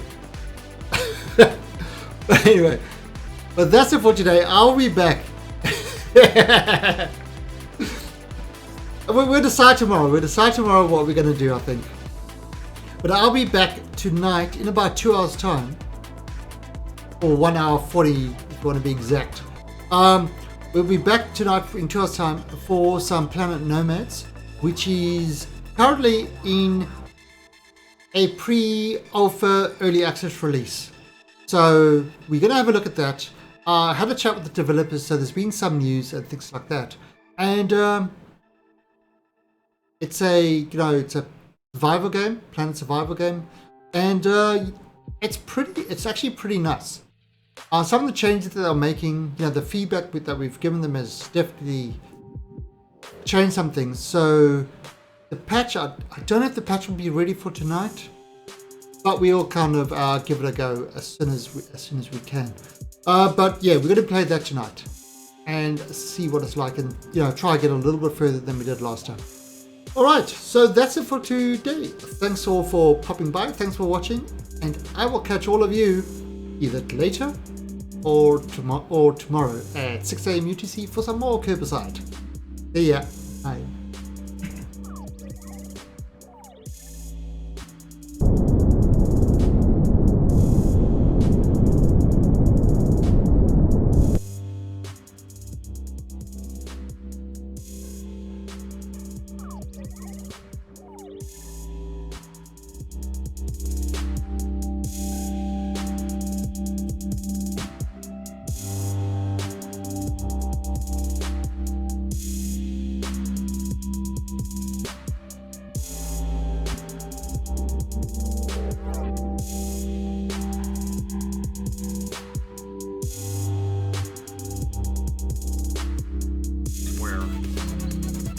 Your material kits.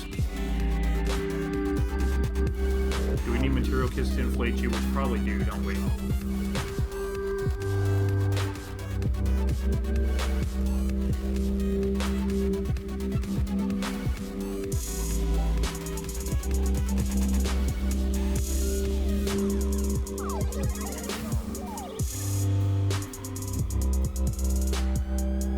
Thousand material kits. That's right. Mr. Tellong, good morning. How are you? And hosting me for 37 viewers. How are you doing, everybody? Let's go ahead and put on